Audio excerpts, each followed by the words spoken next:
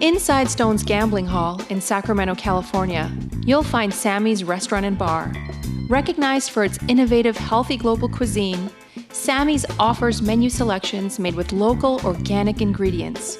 Indulgent options like truffle fries, duck tacos, artisan wood-fired pizzas, fresh salads, and more, along with an eclectic selection of craft beers and classic handcrafted cocktails. Plus, with 40 big screen TVs, Sammy's is also the perfect place to catch your favorite game. Satisfy your craving anytime, 24/7, tableside or in the dining room at Sammy's Restaurant and Bar at Stone's Gambling Hall.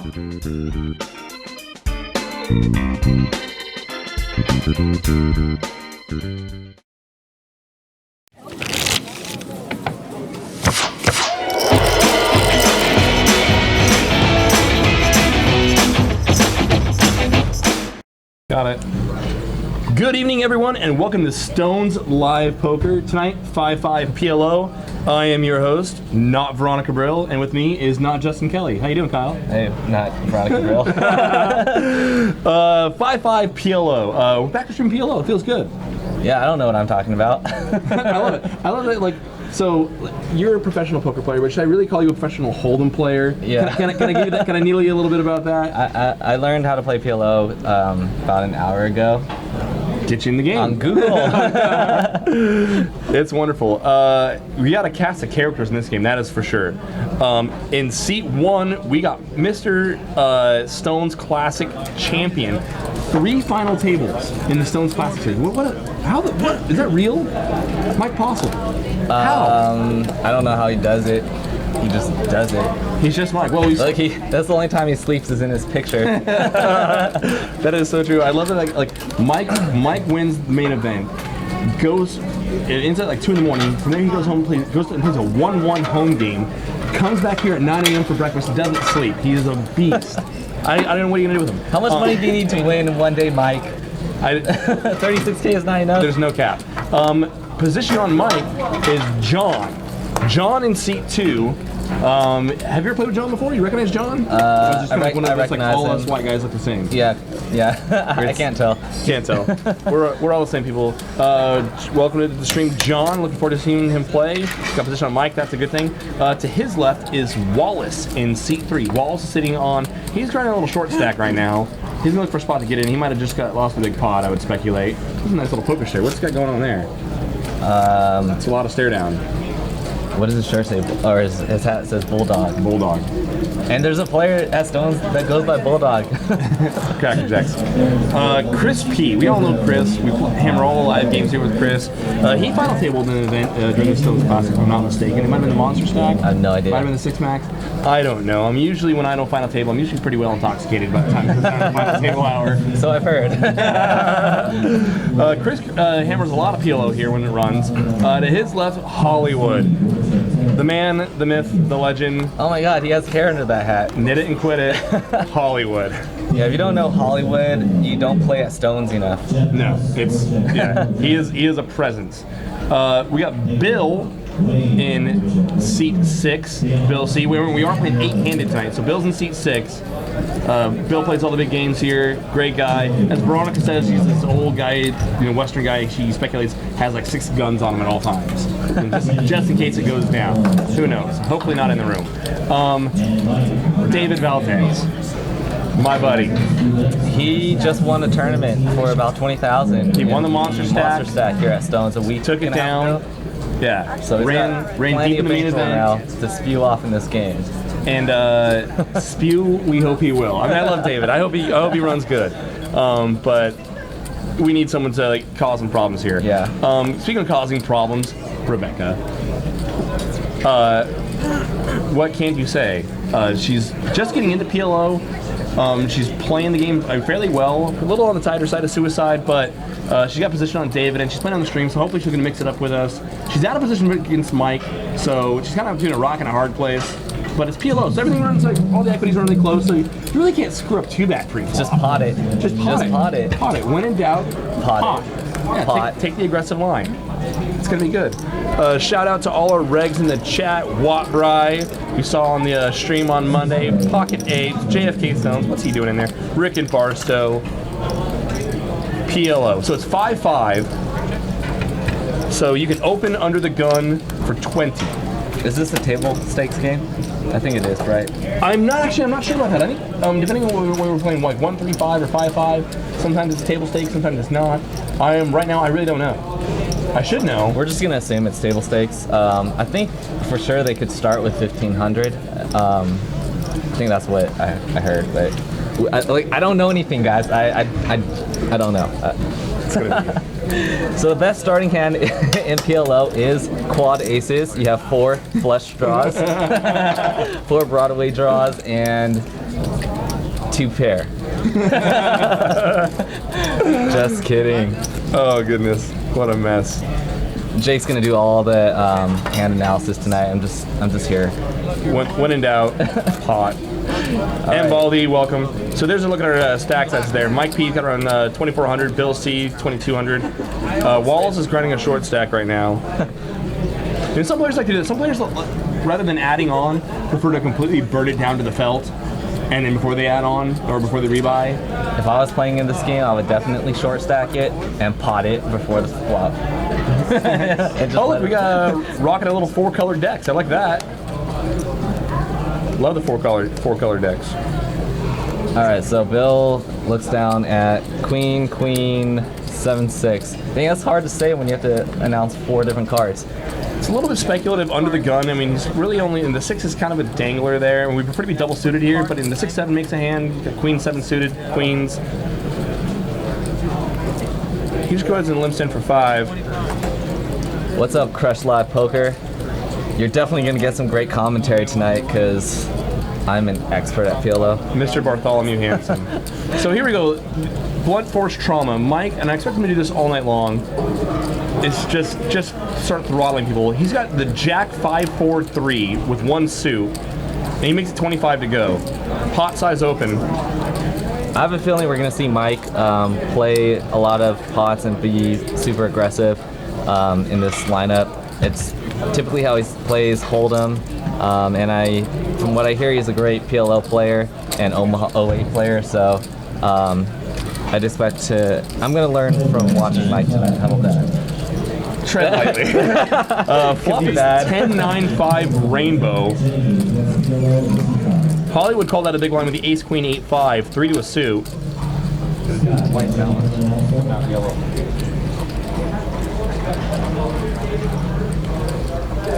Okay. Mike bets 80. Gets it through. And that appears to be Mike's plan tonight. That's basically just a bluff, right? That's very, very much a bluff. Okay. Then again, his hand's not really good enough to check back either, so why not bluff at it? See, when I play Omaha, it takes me, I literally have to tank about 3 minutes. Per action? Per action, just to figure out what my hand is. You know what? But Kyle, with you in the game, it's worth it. We'll let you take all you want. I would play against myself.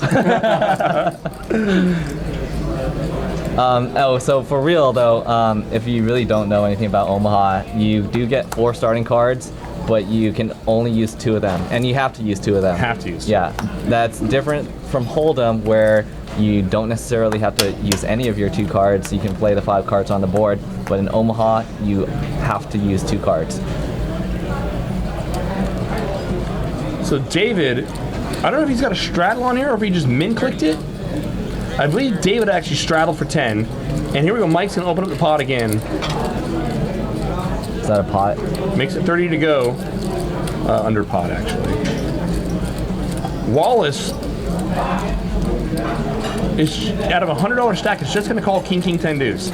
I think if you're just gonna play that hand, you're just gonna get it in. I don't know. He likes it flat. Chris P comes along with Ace, Jack, Jack 8 with a suit. Now we see David's hand, Queen, Jack, 10-5. We don't even know what Mike has. I don't think Mike cares what he has. I don't think Mike's looked yet. So that's 2 pair.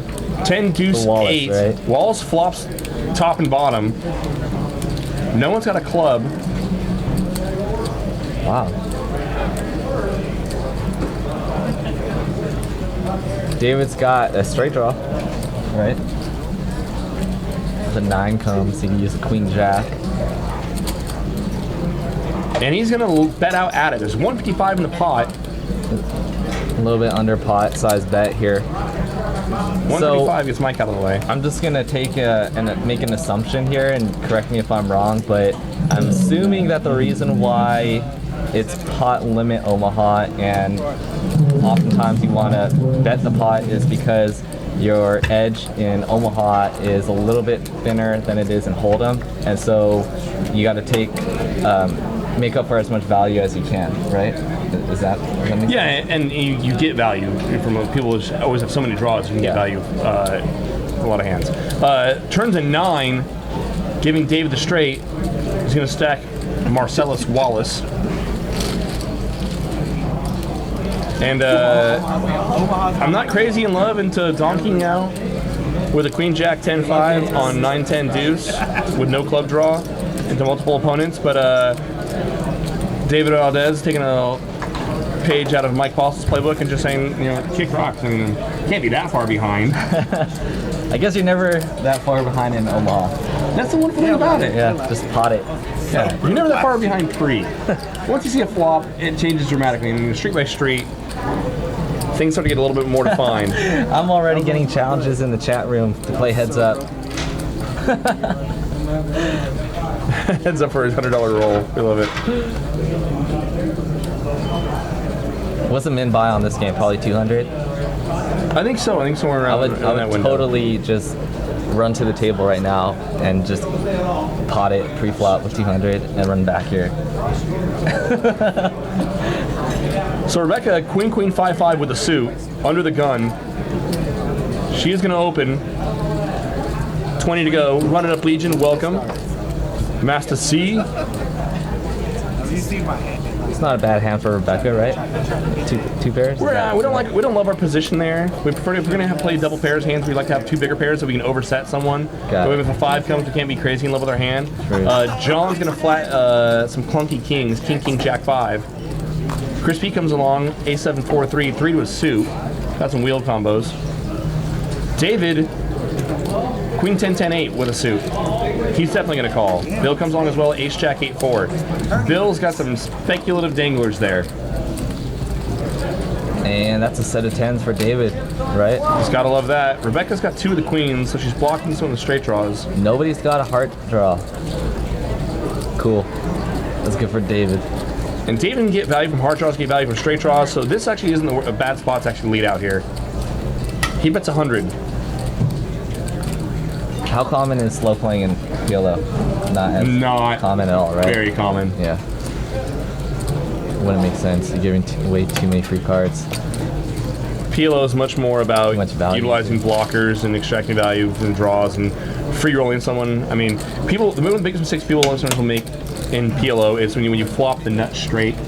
Oh yeah. And they'll just like pile in heaps without realizing that. Generally, if you're getting called, you're getting called by someone with the same straight that also has a redraw, the same straight and a set, or the same straight and a flush draw.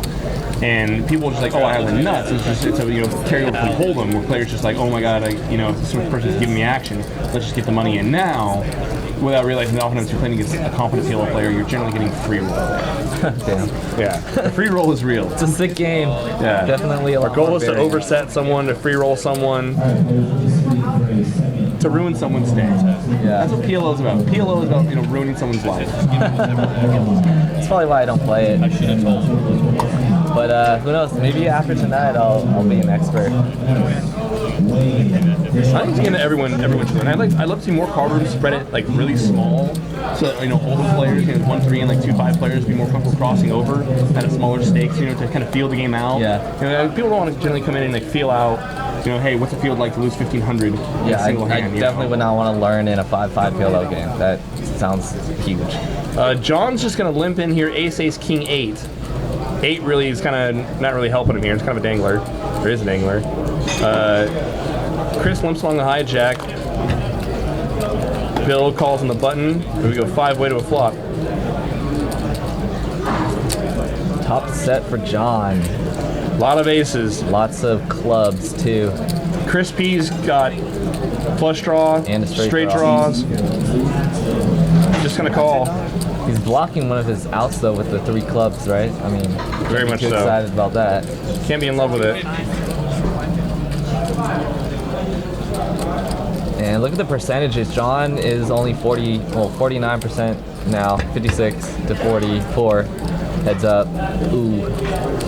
Now we got this hand on lockdown. That's a very good card for John. There's 65 in the pot. Comes out swinging. Yeah, easy fold for Chris. If you have only a draw for a flush draw or a straight draw, and the board is paired, it's not a good spot. It's speculated enough in Hold'em, in PLO when people are generally so nutted. It's like suicide. We're trying to a straight or a flush on a paired board here. But then again, sometimes trying to die is how we know we're still alive. People in the chat complimenting or talking about how busy it was in here last night. It was packed. Oh my God, there's nowhere to park, nowhere to play. Pretty busy. Every table was like loaded. It was wonderful. It's pretty busy tonight too. Lots of cash games running. You can definitely hop on down here. Still plenty of time. And Thursdays are usually really busy too. So that's tomorrow. Yeah, Thursdays are usually pretty slammed. Yeah, they got that. They have a $75 tournament that starts around 6:30, I think. Tuesdays and Thursdays, and it just lights this place up. It's huge, and all the players are busting out, jumping the cash games, telling bad beat stories, stacking off even more money. Yeah, it's awesome. Beautiful. Great places. Here we go. Wallace, Ace Queen 4 with a suit. Opens for 15. Bill, Jack 10 8 7. We love that hand. He's got a suit. Nice little rundown hand. And David calls. He's double suited. Ace 6 3 deuce. It's got the wrap on the low end of the deck. And deuce 4 queen, 2 clubs. Nobody's got a club draw. David looks like he has a straight draw. Wallace still has aces. Mike P flops the best 2 hand. pair. Oh, Queen Dewey. Oh yeah, didn't even see that. See, it's so hard. And we can see where the equities lie right now. Even Wallace with the Ace Queen 4. Well, Wallace flops 2 pairs as well. I'm sorry, Wallace flops top 2 and the I aces. didn't see that either. Mike flops top and bottom. That's so crazy how that happens. Like your aces just go to irrelevant. Yeah. Never mind the aces. I have Queen 4, baby. Let's put the money in the pots.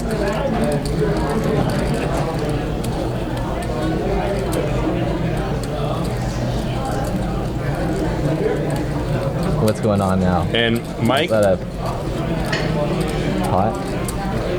Mike raises. And Wallace is a short stack too, so is he all in now? He gets it in.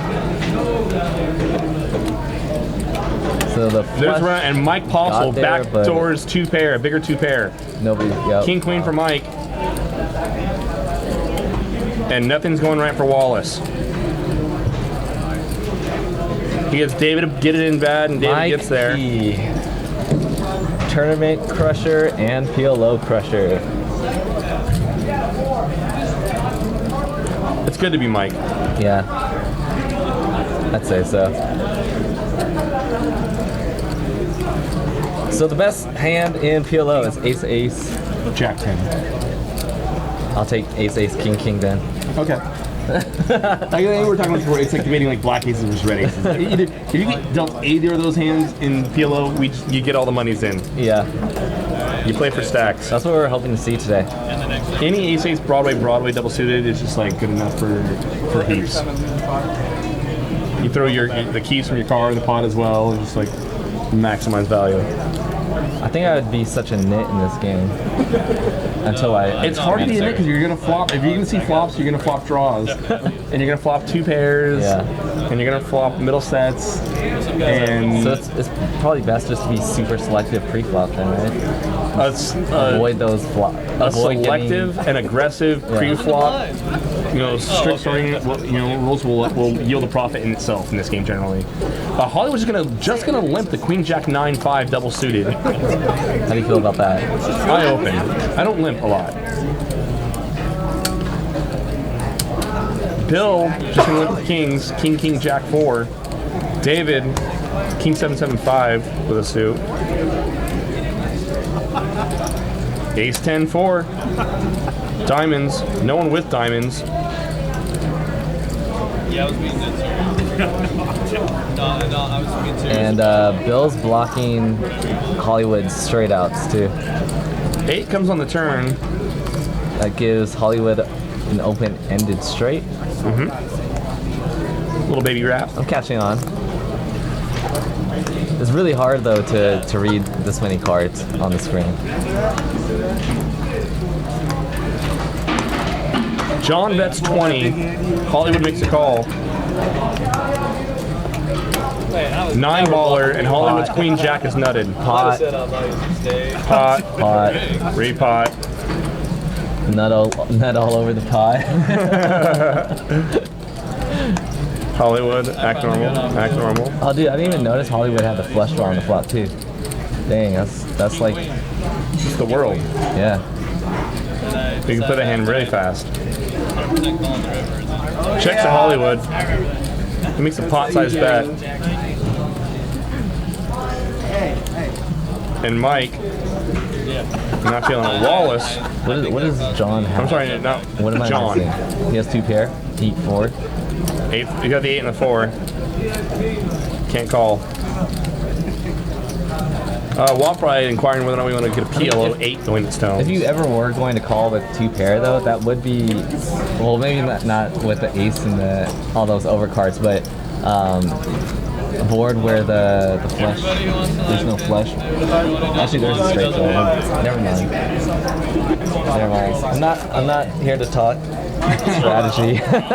No, it's good. I mean, I get what you're saying. I mean, the flush draw, man, it's probably, I mean, straight draws got there. Yeah. The low end, the big end, better 2 pairs got there. You know, straight draws, back into 2 pair there as well. So it looks like Wallace reloaded for 200 again. Yeah, and I see a lot of players actually do that. Like you were mentioning, they'll buy real short, try to get it in and get it and double up. Yeah. Well, the pots can get pretty huge, so I mean, it's probably easier. The downside is if you get involved in a big hand where you're You lose a lot of value, right? Yeah, you're losing all your value. I mean, you flop a Same big as card like a in- 16 card or yeah. 20 card, wrap, something like that, or something where you want to pile, heaps of money in, and you just can't. Chris P makes it 15 to go with the Ace King 7 Deuce. I love the 7 deuce. How do you play the 7 Deuce game? I don't know. I I was gonna ask you that. David's double suited. He's got the 9-10-6-4. Being double suited in this game is just it's huge. Wallace, Queen 7 Deuce. All these Queen 7 Deuce, we don't even know it. How do you do it though? With I don't know. You just have the sickness. it's like, hey, I just have nothing in PLO. I have nothing with 4 cards. I just completely airballed it and. What did you win with 7-7 deuce flop too, right?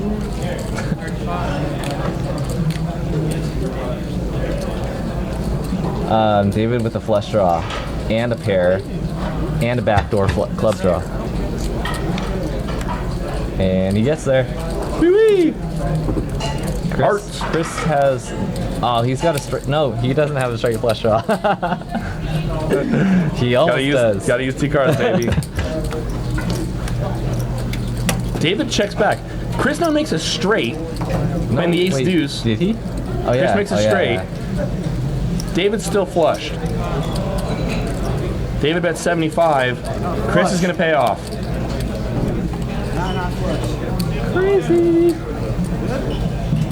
Is that The WSOP would you make that call here, Chris? since 2008. No. Don't worry, Mike. I'm gonna act. Too much on the board. I walked out of the room with Dennis Phil. Generally our opponents, the 6 high, the 6 high straight, the 6 7 straight. I just don't think. I mean, our opponent's betting 2 pair of sets on that board. The classic raise: Ace King 7 Deuce versus Queen 7 Deuce. Yeah, whites are 100 here. Greens are 25, reds are 5, blues are 1s. Dollar bill, y'all. Yeah, I get that a lot. People asking about the chip denominations, but I guess in California, there really isn't a standard chip color. I mean, it's pretty standard up until you get into like the $100 chips. The $100 chips, I mean, some rooms are in black, some are in they're either white or black, generally in Generally. California. And then the fives are either red or yellow, it seems like. Yeah, it's strange. Bill is just going to limp in King Jack Jack 10 double suited. If he's going to limp re-raise, but like then I got a position within someone to like. I'd much rather see an open there.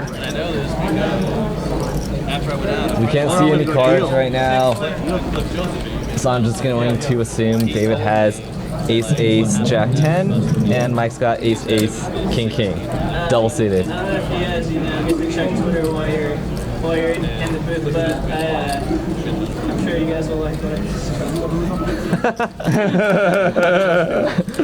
Oh, wonderful. We just got a visit from Azan, the Wizard of Oz.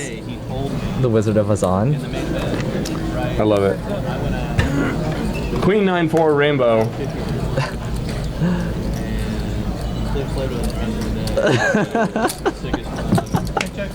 That's awesome. It's pretty good. I'll do my best, Azan. David now makes 2 pair.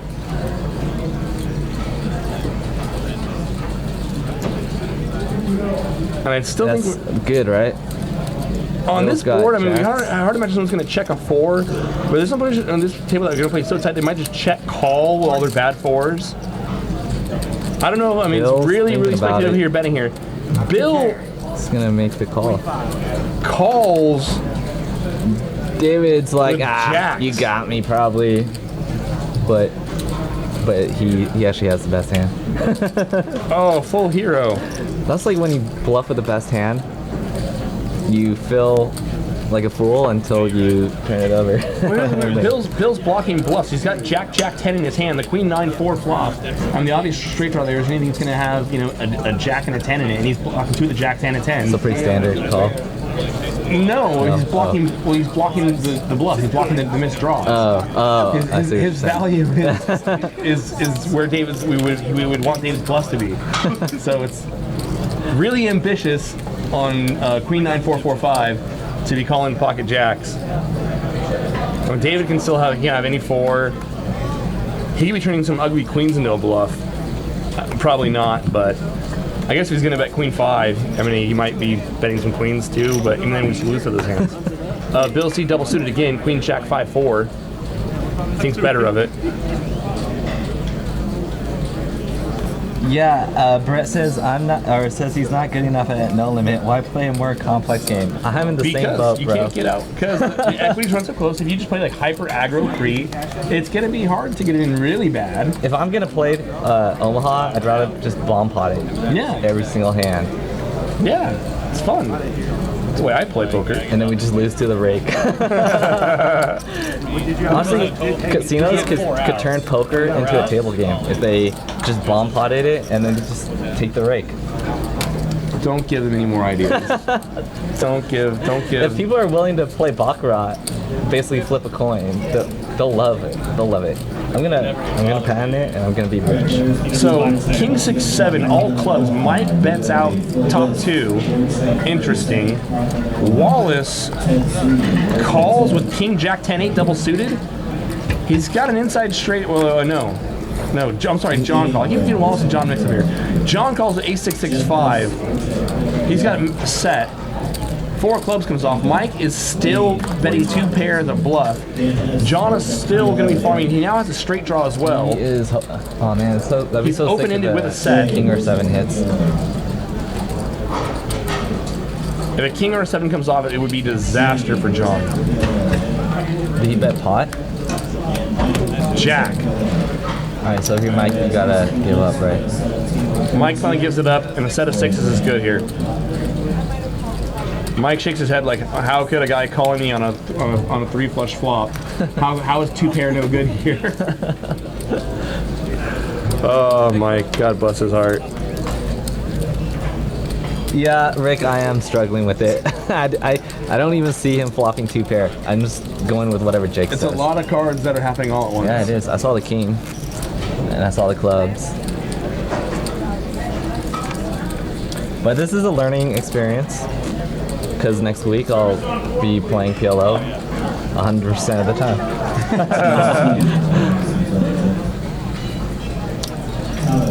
So I got a pretty funny tweet from Azan. Just gonna share it because it's pretty hilarious. He says, "I hope the entire audience takes notes on what Kyle says and then comes to play next week." Retweet. It's an easy game. All right, so yeah, so I think this is running every Wednesday this month. Is that right? I'm not positive. Because I know we're in the booth again for another PLO in 2 Wednesdays from now. Are we? I think it's on the 22nd. It's a 5-5 PLO. I should get a calendar. So if you guys are interested in playing that, you know, get on the list. You got 2 weeks. And there might be a game next week. I'm not sure. Can't see what David limped with. It's probably ace, king, double suited. But Wallace takes ace 7 5 3 double suited, opens up the pot to 15.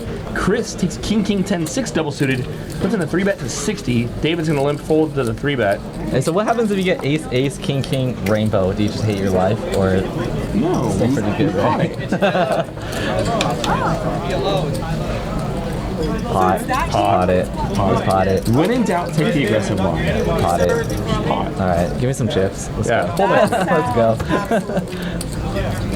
Can't be that wrong. We got a dealer change. So you're still following the WPT Deep Stacks tour. Your next one you said coming up is in Jacksonville. You fly out tomorrow. Yep. Pretty stoked. Yeah, back to- Florida's back to awesome. Florida. Yeah, I had a blast last time, even though I haven't cashed yet on the tour this year, and I've done terrible on the East Coast. But Jacksonville's gonna be a good one. I can feel it. Let's do it. I was so jealous. See, like we were here in California and we were experiencing monsoon weather, and I'm like checking like your social media, and there's Kyle Kitagawa like surfing. Yeah. Like, in No, Florida. man, it's awesome out there. It's not even fair. It's not even real. It's gonna be like low 80s, mid 70s this weekend. God. I think it's gonna rain one of the days, but that doesn't really matter when it's Beautiful weather to be warm. inside Yeah. a poker room. Yeah. All right, so what's going on? Rebecca's gonna fold the Queen Jack 9-5. Oh, I like that hand. It's not that good, actually, huh? No. Speaking of not good hands, Mike's none got of the ace hands I 10 like deuce are good. deuce. But he's Mike. Mike's got ace 10 deuce deuce. I would 3 to pot a it. suit. He pots it. I would pot it. Wallace comes along as well. Chris P. Ace Queen 7-4 1 suit. He does have a suited ace. I would pot it. Just yeah. Pot it. Hollywood. So there's a lot of ace. All the aces are gone. Everything's accounted for. Bill C. Ace King 5-3. Wow. All He's clubs. got a flush. Got the pocket All flush. he needs is one club. Suited. Super suited.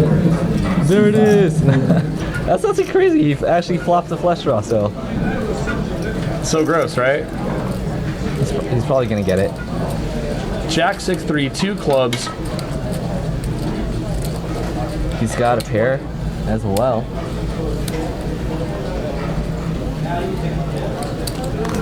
Wait, who potted it? Or who bet? Someone bet? Wallace bets 120, but we can't see his holding. What is Chris betting? Oh no, never mind. It's a pot-sized bet from Wallace. So confused. The hard part for Bill here, we got the nut draw, but we're blocking ourselves. We also have a pair. I don't think we can fold just yet. We hate having all those goddamn clubs in our hand, but I don't think we can just fold just. No, Bill. No, your other don't. Bill, God damn it. Why'd he fall? He's blocking him. He's blocking all his outs. See, Blocking all his I would have outs. potted it. I would. I was just like, hey, I got 2 flush draws. Pot. Pot. Can you run the board twice and use 2 cards and 2 different cards? Yeah. You can? Yeah. Holy shit, that's cool. Yeah. Oh yeah, you could. Absolutely. I think I'm gonna write a book. Yeah. All right, so I got the schedule. So next week is 5-5 no limit hold'em on Monday the 13th. Veronica and Friends is on Wednesday the 15th. That's an invite only. I never get invited to it. You can't be such a nit. Dude, I wasn't ever Bro. in it. Bro. All right. And then 5-5 no limit on the 20th on Monday, and then Wednesday Uh-oh, it's us again. It's a PLO game. Good. Get on the list, guys.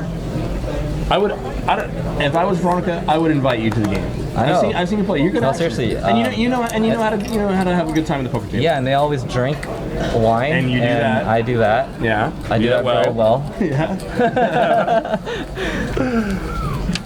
Oh yeah. Veronica, I am formally asking for an invite. I am inviting myself. Make it happen. Get the Cali kid in the game. It's good for the game. It's good for the game. We can make it PLO. Oh, then I'm invited. Wallace, Ace King Jack 9 with a suit, opens for pot. Hollywood's gonna call 8855. So once again, when we're playing like double paired hands in PLO, we prefer them to be bigger pairs because once again, if we flop our set, we want to overset someone.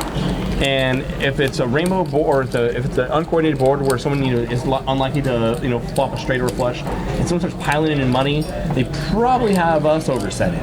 I mean, I see the 8-5 suited, and I'm thinking straight Pot. flush draw, pot. He almost flopped a straight flush draw. Here goes Hollywood. He's gonna bet it. Nobody has a queen. I think Hollywood's gonna win this pot. It's gonna get through. Crazy. All right, so check this. In Hold'em, this I might be wrong. Well, I'm right about the Hold'em part, but in Hold'em, if you have pocket aces, which is the best hand, versus the second best hand, pocket kings, pre-flop, aces are going to be about 80, 75, 80% favorite, roughly, maybe 83%. I don't know. But in Omaha, the best hand, ace, ace, king, king, double suited, versus the second best hand, ace, ace, jack 10, double suited, only has about a 30% edge. But then there's like 40% chance that they'll chop. Yeah.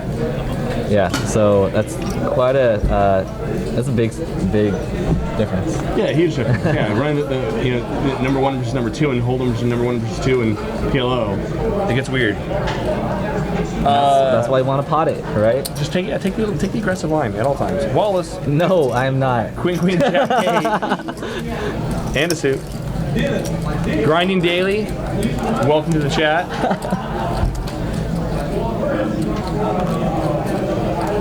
Chewbacca. Welcome. All right, Wallace with queen. Oh man, I like Rebecca. Rebecca's hand. Ace, jack, 10, That's a 10. pretty good hand, right? Very good hand. 5-5-4. Her hand just went to shit.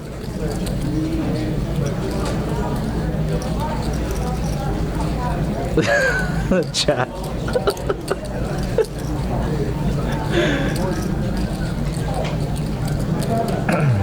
Wallace bets Chips on 40 11. with his queens. Mike, what does he have? Mike's probably gonna have a 5 here. I mean, he might have some 6-7. Ooh. So even if he has a 5, it's not a full house. That's the part that threw me off when I was learning how to play. Is I was like, oh man, I got a 5. I got 5 full 4s. No, But I don't. we have trips and we lose the straights. Yeah. 10 comes off. I don't see how Wallace can bet here. We lose to a 4, we lose to a 5. And the draw's missed. The deuce, 3, 6, 7, all that junk missed. I bet Mike has like What's Mike gonna call you with here, bro? probably ace, ace, king, king. Oh, I'm sorry, Mike let out. Yeah. Oh, he has a missed draw. Yeah, he's got a missed straight wrap. Or straight draw, sorry, didn't even have That's a good bet because he's blocking. No, wait, never mind. I don't know. Never mind. He's not really blocking anything though. It's ambitious. JP was 2. Welcome. Cope and Dipper. Wow, we got someone from Italy in the chat room. That's crazy. What time is it over there? It must be like 2 a.m. I'm just guessing. Actually, no, that's probably. I forgot it's nighttime already here. Goodness. I just woke up. Oh my God. Well, you jump around like so many time zones Yeah, all over that's the true. place. I I don't know how you Oh, ever know dude, what time it is. it's daylight savings this weekend too, so we spring forward. So we lose an hour, guys. Just remember that for all you tournament grinders. Your day 2 starts an hour earlier. You just lost an hour. And I lose 4. It's actually how I ended up meeting some of the local PLO group here in Sac. I was in Tahoe for the circuit event, and I showed up for my day 2 early so I could like get breakfast and not be rushed, blah blah blah. But it was like daylight savings, and so I got there like extra early. And there was a 5-5 half PLO 8 game that had sprung up. That had started like at 8 p.m. the night before. It was now like 9 a.m. the following morning, and everyone's wasted. Yeah. And I run into this guy named Nick Colvin, who I didn't know at the time. He's poker. Wow. And he's like, hey, Awesome. you look like a poker player. You should jump in the game. I'm like, all right, what's going on? He goes, oh, we're playing PLO 8, half. And that's how I met. Like, oh, where are you from? I'm from Sac. I'm from Sac. And like, that's how I met all the PLO players here in Sac. We had like 100 mutual friends who never run into each other before. That's awesome. Mike's gonna put in a 3-bet with the Jack 10 9 7 double suited. I love that. King Jack 8 Actually- double suited. Rebecca is gonna fold. I actually haven't seen Nick in a while. Wonder where he's been at. Oh, he's been at the Grand. He's been at the Grand. He's been at Napa Valley. He crushes it. Winkle's Tinkle Skin. Winkle Still Skin. Welcome to Stones Live Poker. I was gonna say, oh yeah, so Sly, you know Sly. Yes, I do. He's out on the East Coast now. He hit me up last week when I was out there in Philly. I just randomly thought of that because we were talking about Nick. Now, if he's out there, who's going to pay me off here? I don't know. Damn it. I was thinking the same thing. I was like, so how far away are you? I need a new What nip game are to you crack.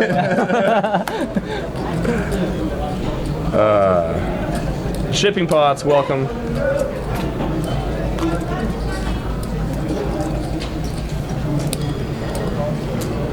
Welcome, Winkle. His or her first time watching us. So, I'm an expert at PLO, as you can tell. Just do everything I say, guys.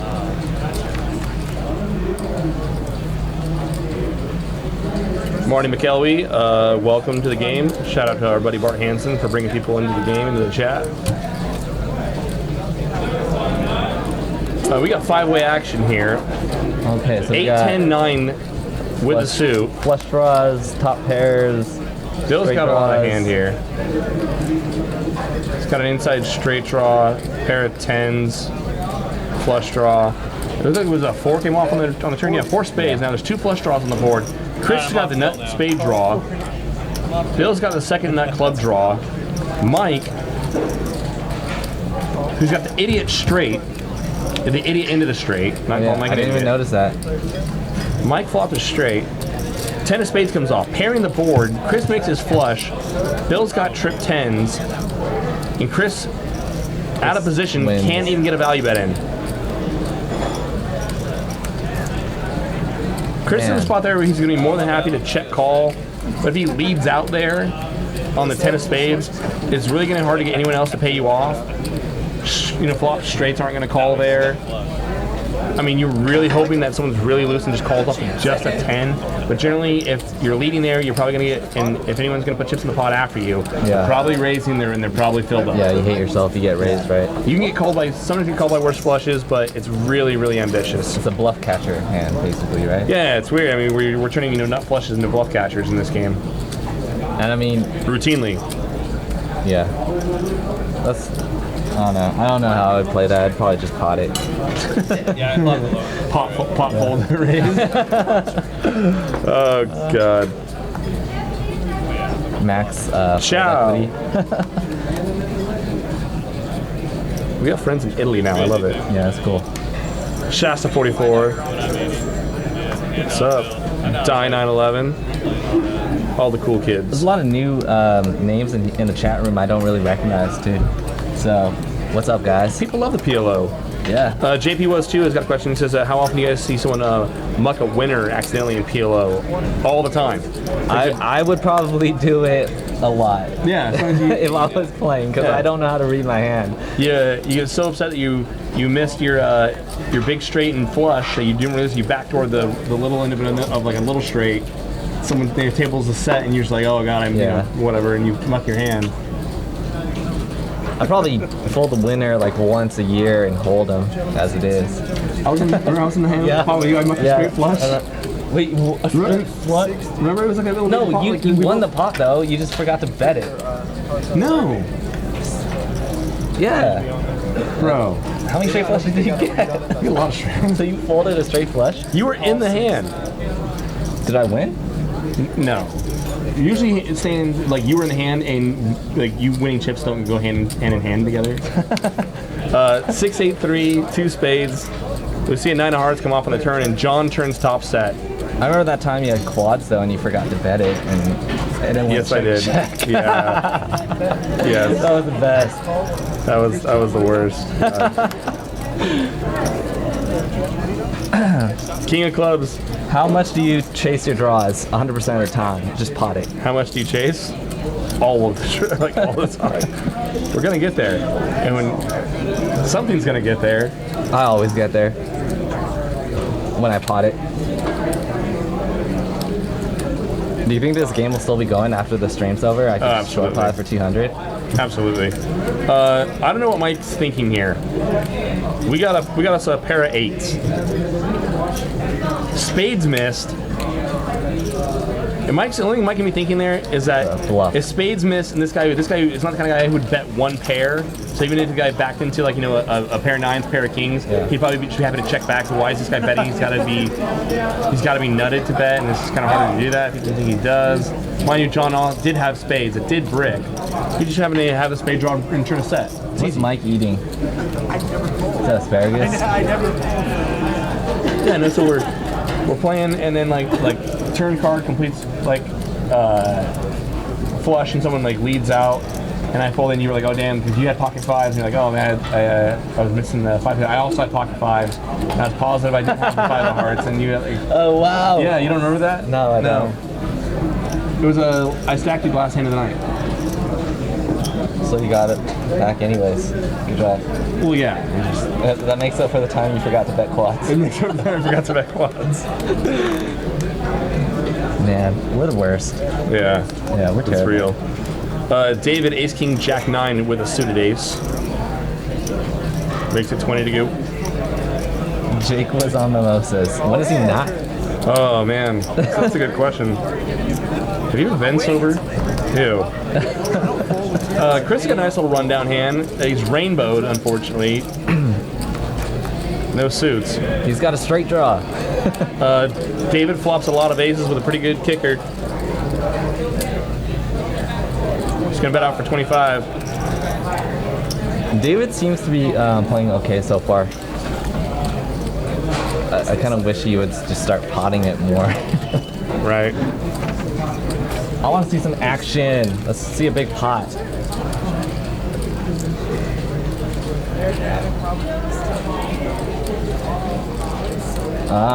So Sting 1335 makes a comment about Mike's hand, and also in the previous pot. He was holding 7-7, which blocks the nut straight. And he's gonna be thinks that John's gonna be the kind of guy who's gonna be nutted to bet. That makes sense. Yeah, with Mike blocking the 7s. Yeah, we're in the. Rick says you guys are the worst, which is why you're in the penalty booth box. That's a good point. Yeah. Rebecca wakes up with a little monster.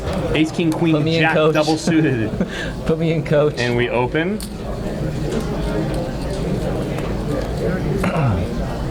That's a pretty good looking hand. That's a great hand.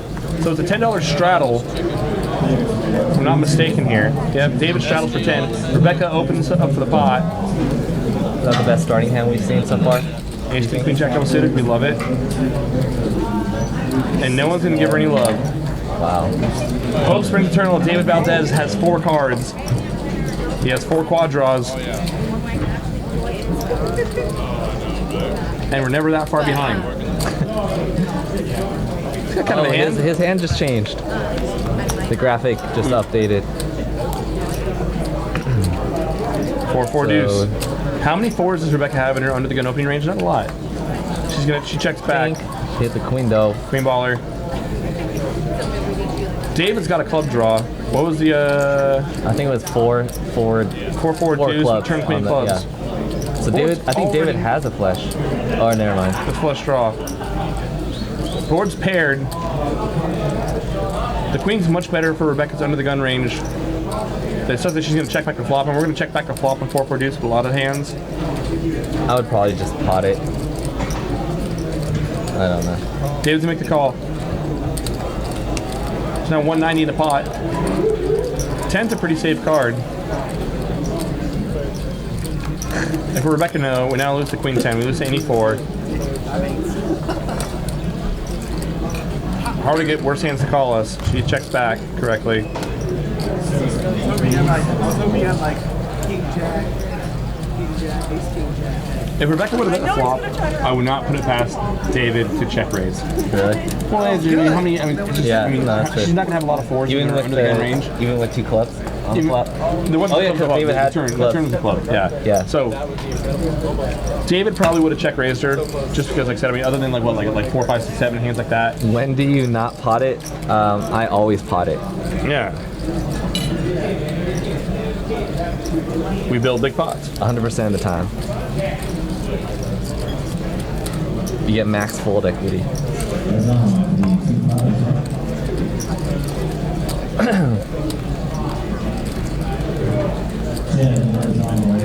Alright, so for real though, for those of you in the chat, I don't play PLO at all. So Professional hold'em player, professional, not. not 4-card poker. Yeah. Well, you play triple draw, right? Yeah, yeah. You play triple draw. That's why one of the streams that you're bracelet hunting, the triple draw. Going for some hardware. I don't think I played it last year. You didn't? I was going to, and I forget. I didn't. Yeah, I think I went to a pool party. Oh my god. It's like bracelet event, pool party. I don't know. I learned this other game, but they're gonna have beer there, so I don't know. It's kind of a push. I played it at the LAPC though last year. It was pretty fun. Mike's gonna open up the pot. Ace, Queen, 9-8, double suited. John makes a call, 10-10, 9-7, and a suit. Winkle says, this is terrible advice for a new player like me. Just pot it. Just get aggressive. Yeah. What are they gonna do? You're never that far behind. David. So Wallace 3-bet the kings. He's got ace, king, king, jack, 3 spades. He made it 55 to go. Kind of like that hand, except for the 3 spades. David comes along with a suited ace, ace 5, 5, 4. It's pretty nice Got hand. some low board lockdown. That's a very coordinated board. Jack 8, 7, 2 clubs. John flops a straight. Yep, you got the 9, 10. Rick, And single draw is so boring compared to triple. most importantly for John here, he's got 2 10s in his hand. It's going to be hard for anyone else to be free rolling him. Alright, this might be a big pot. Trying to get value from flush draws and sets here. Fortunately, no one's got much to play with him with. Dang it. John leads out. We're Too much. close. Sneaky dude 6. We're never that too far behind.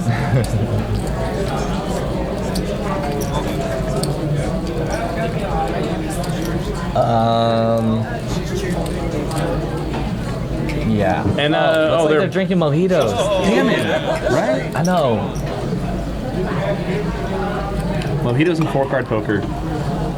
So fun. Every pot might be big, guys. If I was in the hand, every pot would be huge. Because I'd be potting it 100% of the time. Jack 5, 3 deuce. Pot it. You're never far behind. Never far behind. This is what my mentor taught me. Here we go. John's got some aces. Ace, ace, queen 7, 3 to a suit. We'd rather be double suited, but we'll take what we can get. Opens up for 20. Gets a quick call by Wallace. Hollywood. Hollywood.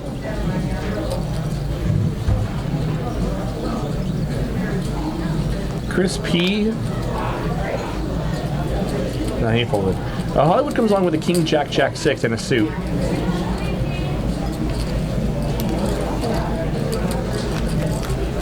David calls with Satan spades. Ace, king, queen, 2 hearts. Top set for Johnny and his second set of aces of the night. Hollywood's got 2 jacks, blocking the nuts. Why is he checking it?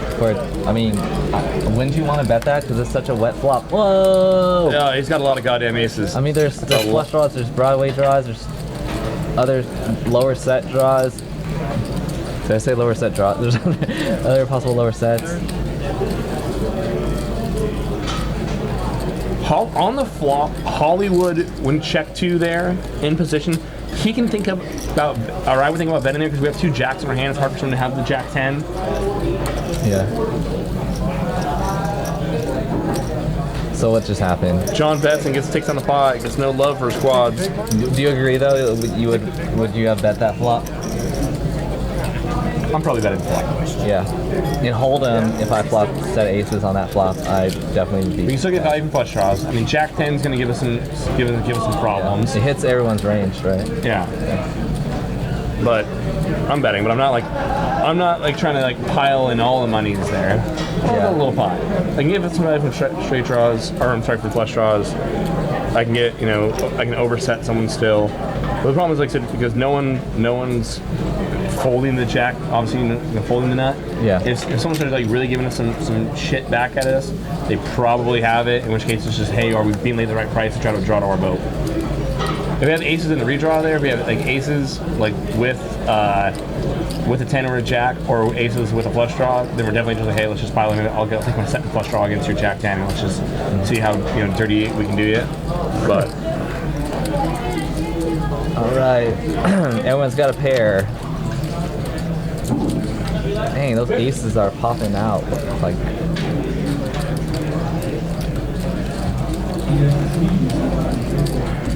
Five of clubs in the turn brings a club draw, and as well as a straight draw, Which no one has. Chris, gonna try to pick up the pot here. Little does he know he has the best hand. Bluffing with the best hand takes technique. JFK Stones mentions we are now getting licensed for Crazy Pineapple. Seriously? Yeah. How's that work? You get 3 holders. cards and you have to muck one after the flop? Is that how Yeah, it works? so Pineapple you muck one pre, Crazy Pineapple you muck one post. Which one do we have? Crazy? Yeah, so we're gonna be taking playing Hold'em, taking 3 cards to the flop, and then we muck one. Holy crap. Right? That sounds fun. gonna get legit. I'll play that game. Yes. And wait, you don't have to use both cards, right? It's like It's just like Hold'em. Just like Hold'em. Well, you're not gonna when it goes to showdown, you're not gonna have cards. You're gonna have. Well, to I mean, discard like one. that's like if the board If it ran goes- out like if it ace, goes- ace, king, or something like that, and then you can play the board, right? That's what I'm saying. Yeah, and it's just like Hold'em. You can play the board. It's not like Omaha where you gotta play 2 from your hand or 1. Yeah, you can still just like Hold'em. You can play the board. That's if need be. crazy. Let's play. It's gonna right. Sign me Okay, up. legit. Sign me up, JFK. Chris opens up the pot with a Jack 10, 8-6, and a suit. Hollywood puts him 3-bet to 55. Can't see his cards. David calls Ace King 10-3. Kind of a clunker. That 3's, I mean, it's I guess working for a wheel draw, but it's kind of just a dangler.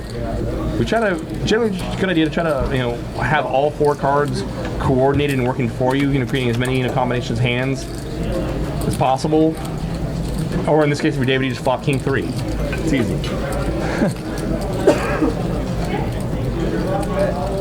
And a backdoor flush draw. So David's not folding. We know Did that. Hollywood just bet? With Hollywood's image, He's super tight. I wouldn't be crazy about stuffing in a lot of chips here, and we're probably good. It's hard for him to have kings. I don't know if he would 3-bet any hands that have like 2 7s in them. I don't think he's gonna be 3-betting like 4 5 7 7 or 5 6 7 7. I mean that wouldn't make any sense. He's probably got aces. I wonder what the table talk is right now, because Hollywood's kind of a funny guy. they're David's gonna all raise. laughing about something. 2 1/4 to go. Assuming Hollywood has some sort of ace-ace combination hand here, we should be way out in front. What could Hollywood be leading out here with? He can have ace-ace XX and like have 2 backdoor flush draws. Namely, obviously hearts and diamonds. That's a pot size raised too, right? By David? Yes.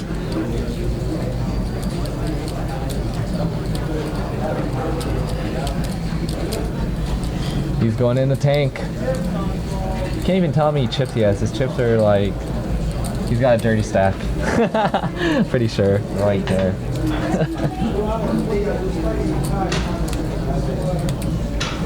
Hollywood's only got 520 back. If we flat here, there's no way we can't fold any turn card. Pot it or fold. It's kind of yes. Hollywood's gonna send it. There it goes. And now if you're David, you gotta Finally, you someone price listened yourself to in my here. advice tonight. Just pot it. If you're David, we call. We don't love it. What are these purple chips that they have on the table? Oh, they're playing a live chip game. So every time you win a pot, you get one of those chips. And then every I forget however many hours, the house just puts up money for whoever has the most chips of those okay. chips. Yeah, so the more like a hands you promo. yeah, it's a little house promo. I forgot that they're doing that. So David's won quite a few hands then. Yes. David's priced in, and he probably has the best of it. Hollywood's probably got ace. So now the question is once or twice. Queen baller and the five Strike baller. out there. So they're running it twice. It's gonna be hard for Hollywood to not make two pair here What's he got? or a set.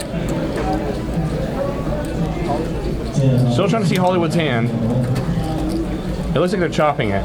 King Hollywood's got ace 3. 4? That's a 4.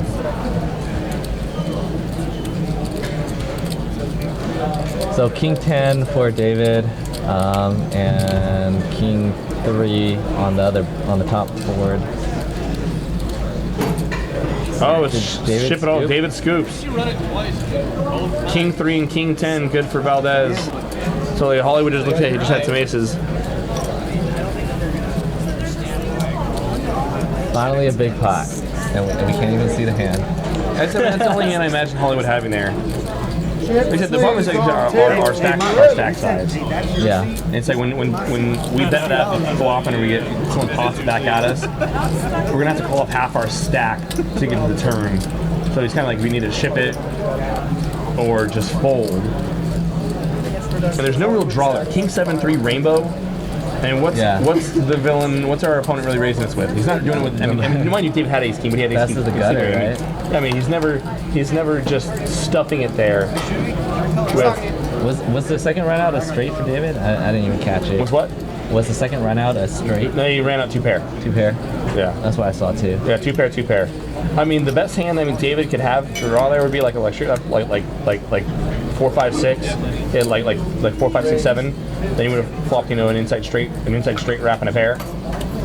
That's like the only draws that we're actually ahead of. But even then, like our aces versus those, I mean, they actually have so much equity against us. We really want to be just pile it in there against that. I think not. Just pile it in. I'm more likely for him to have sets, I would think. That's true. I'm probably folding aces to a raise there with our stack size. All right, I have no idea what's going on here. Chips are going in the middle. Mike's in the hand. Chris makes it 15 to go with the ace jack 5-3. Chips 5 go players in the to the middle. 5 players to the flop.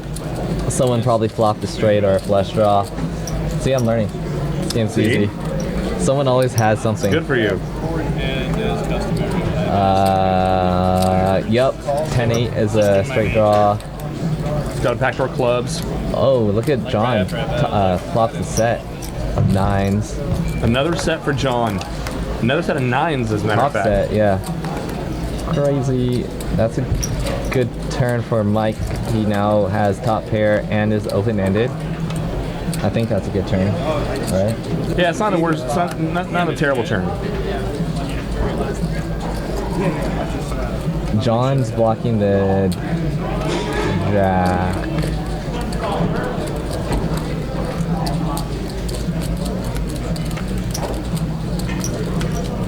Just call. Yes. Is that right? You don't Yes. want to raise there? Correct. Okay, that looks good for Mike. And Mike smashes a bigger set. I was like, well, this happened. Only thing he's worried about is the straight, pretty much, right? Or queens. Yeah, I mean, if Mike had a hand like actually, yeah. like 10, 10, 8, Jack, 10, 10, 8, Queen. That got there. Mike could just have flopped it. And that's not even a pot size bet, right? That it looks like it was about half the pot. Oh, is John gonna fold? It's hard to imagine John having the King Jack here. So Mike feels pretty comfortable betting a set of 10s. I think the board's just a little too coordinated for us to call it with a set of 9s. You guys know what I would do if I was John right here. Now, if John had 2 jacks in his hand, who were blocking the the nut, then he might think about turning his hand into a bluff.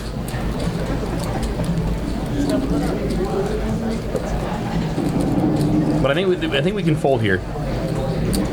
Really? I think we can fold. See, I would probably never fold. And I would have lost. But if you potted it, Mike might have to fold. Mike would fold. Mike would definitely fold to a pot size raise. Absolutely. So if I were playing the hand, I would have won. Yeah. Generally, the hands we want to be turning into bluffs there are hands that are going to contain a couple preferably 2 jacks. Yeah. No. Yeah. I understand. It's just like Hold'em. You got showdown value with the set of 9s, so it doesn't make sense to raise it. It's not the worst call. I'm just saying, I would pot it, and I would have Take the won. aggressive line. You would have potted, you would have won. I would have been up $600. I don't know if you would have thought you were value betting or I don't know either. I can't get a read on the guy. He doesn't know what he's doing. Assassin Stones in the chat. PK Thompson 24. Service on 11. 2 Hold'em players think our hands are good when neither hand should have been good. PK Thompson's a PLO player. I'm surprised he's not in here tonight. PK Thompson, we talked about getting. I talked about on the show before. I still want to get a drama hog game together. That was a big It's a 4-card player. big He's an Hold'em player. You'd recognize you, Tom. Hello, BK Thompson. It's a lot for me to change my mind. I hope you learned something from watching me tonight. Yeah. How to lose a lot of money.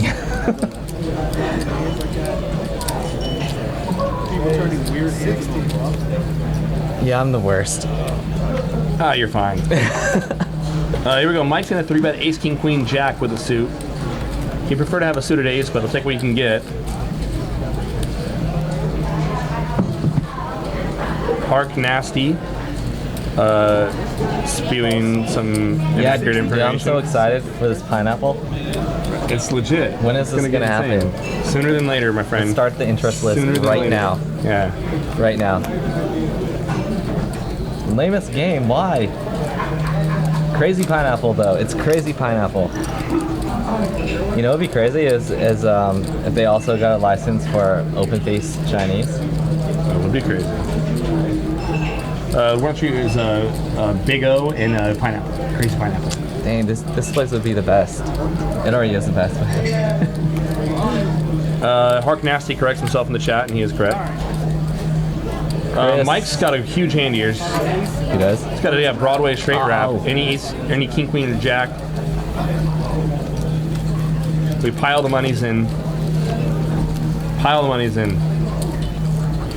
9 outs to the nut. Prefer to have backdoor flush draws as well, but we'll take what we can Chip get. count, Mike P still at the top, David also near the top.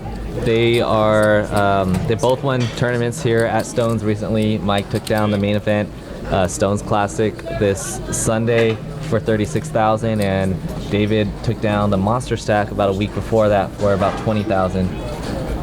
And they're 1 and 2 tonight. This is what we call whale wars. Yeah. Tournament whale wars. I got a lot of money, and I got 4 combinations of oopsies. Oh my god.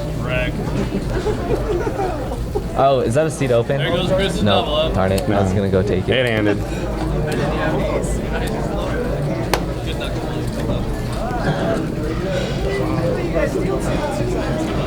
Anyone know why it's called stones? I don't know. It's a good question. Yeah, you got me.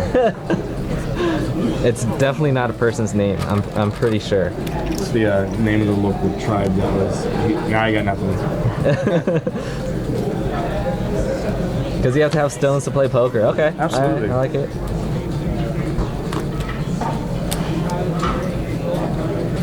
Rebecca repping the Deej gear.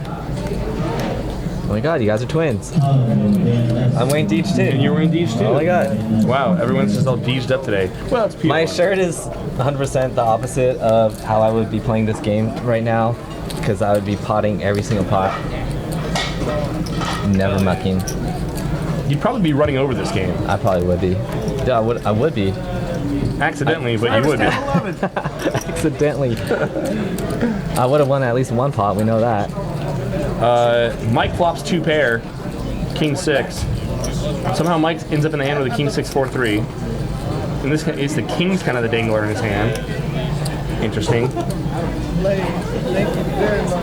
And Mike's just playing Blunt Force Trauma. I'm going to open up every He's hand. playing my style, potting it whenever he can. Sometimes doing a little bit less.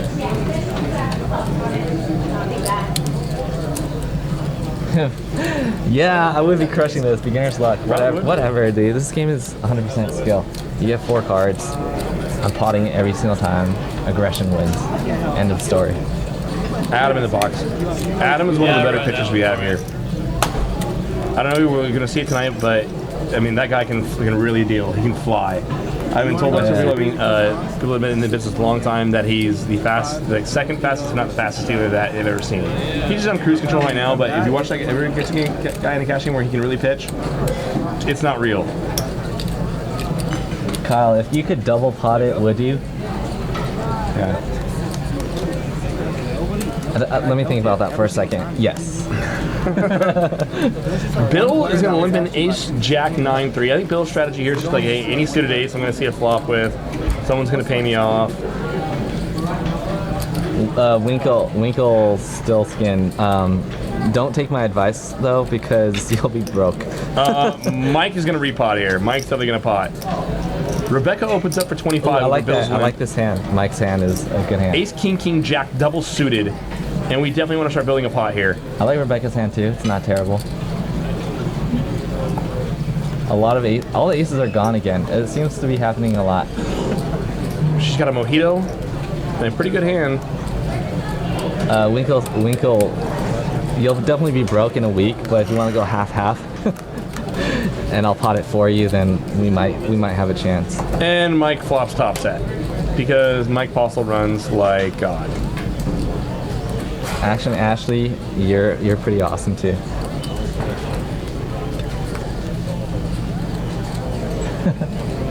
Check, check. Mike lets a card come off, hoping that it's going to hit Rebecca. It's pretty dry board though, huh? Too bad the 3 wasn't like the 3. No, wait. We need the 8 to be the 8 of clubs. And then be sort of interesting. I don't see Rebecca going any further with his hand. She does not.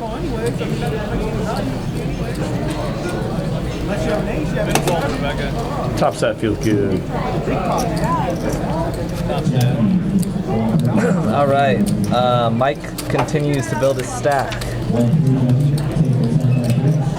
I mean, seriously, if these guys, you know what?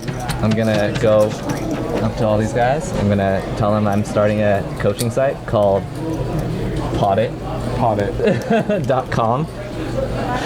And sorry, Mike, your win rate's gonna go down.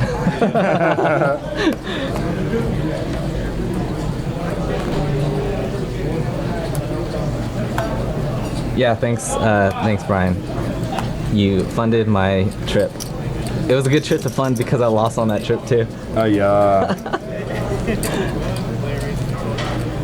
Why are people on their phones at the table? They are, Because that's the unfortunate way our society has gone. yeah. Limp pot poker.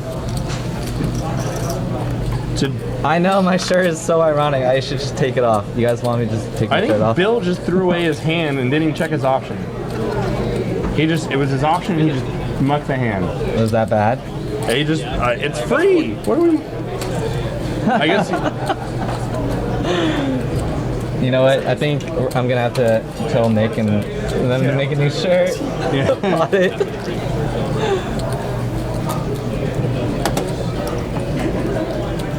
That sounds like a cannabis dispensary.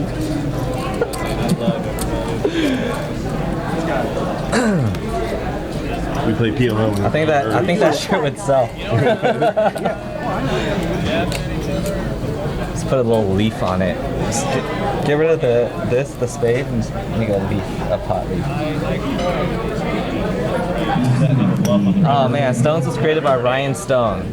Dang it! So it is after Prince's name. I was wrong. It is a card room. There are no Very slots. nice. No bells, no whistles. It's Yeah. a very, very beautiful card room. In California, it's really hard to get a license to open a casino because it's not allowed, basically, in the state of California, unless you're on like an Indian reservation, Native American territory, or whatever. That's how Cache Creek and all those other casinos have slot machines, but everything else, usually a card room. There's no slots. It's poker, blackjack, baccarat, whatever else they have on the dark side. We don't dark side. Mike had a beautiful starting hand here. The 9-7-6-4 double suited. Misses that 10 deuce 3 flop. Pretty dry. As dry as a flop can pretty much get in PLO. Hollywood takes a 5-6-7. He's gonna try to pick up the pot. 2 in the pink, yeah. I agree. I should totally be playing this, not commentating. But you guys already know what would happen if I was playing. I'd be potting it every hand, and I'd probably Owning souls. I'd probably be owning souls. It just wouldn't be fair. Yeah.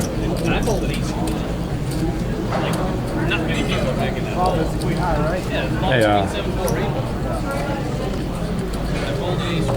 Competitive bingo. What the heck? How old are you, Brett? You like 80? I actually know some young bingo addicts. It's kind of funny. Really? Yeah. Gotta get their bingo I Jones. think my grandma tried to teach me that game when I was like in elementary school. She also taught me blackjack. She also taught me 5-card poker. Wow. Yeah. Grandma's got the D10. Yeah, no, she used to pick me up from school, and then we would play for pennies and nickels. And then when I go broke, she would make me go pull weeds in the backyard, and every weed I pulled was a nickel. It's like that's how I felt my bankroll, guys. At 8 years old, pulling weeds for 5 cents. Chris has got some aces. Ace, 10-3. You never see the difference here between hold'em and PLO. How often you get delta hand like aces. Something you also must adapt to is being able to fold them. Ace 4 deuce rainbow doesn't really smash anyone, and Chris's aces are still way out in front. He also has a straight draw. Competitive twister. Where do you play that? Is it? I hope it's like I guys can't versus talk girls about it. only, Yeah. and lots of alcohol. Sounds fun. Chris bets 50. Should get through. Nope. Here comes Mike Postle. He's open-ended. Hard Rock Tulsa. No, I don't know. When is that? I don't even know where Tulsa is. It's like in Oklahoma or something? Ohio? When is it, Ashley? I don't know. Maybe I can go. There we go, Rick. I would play that, not with you though. Chris bets 60. Oklahoma.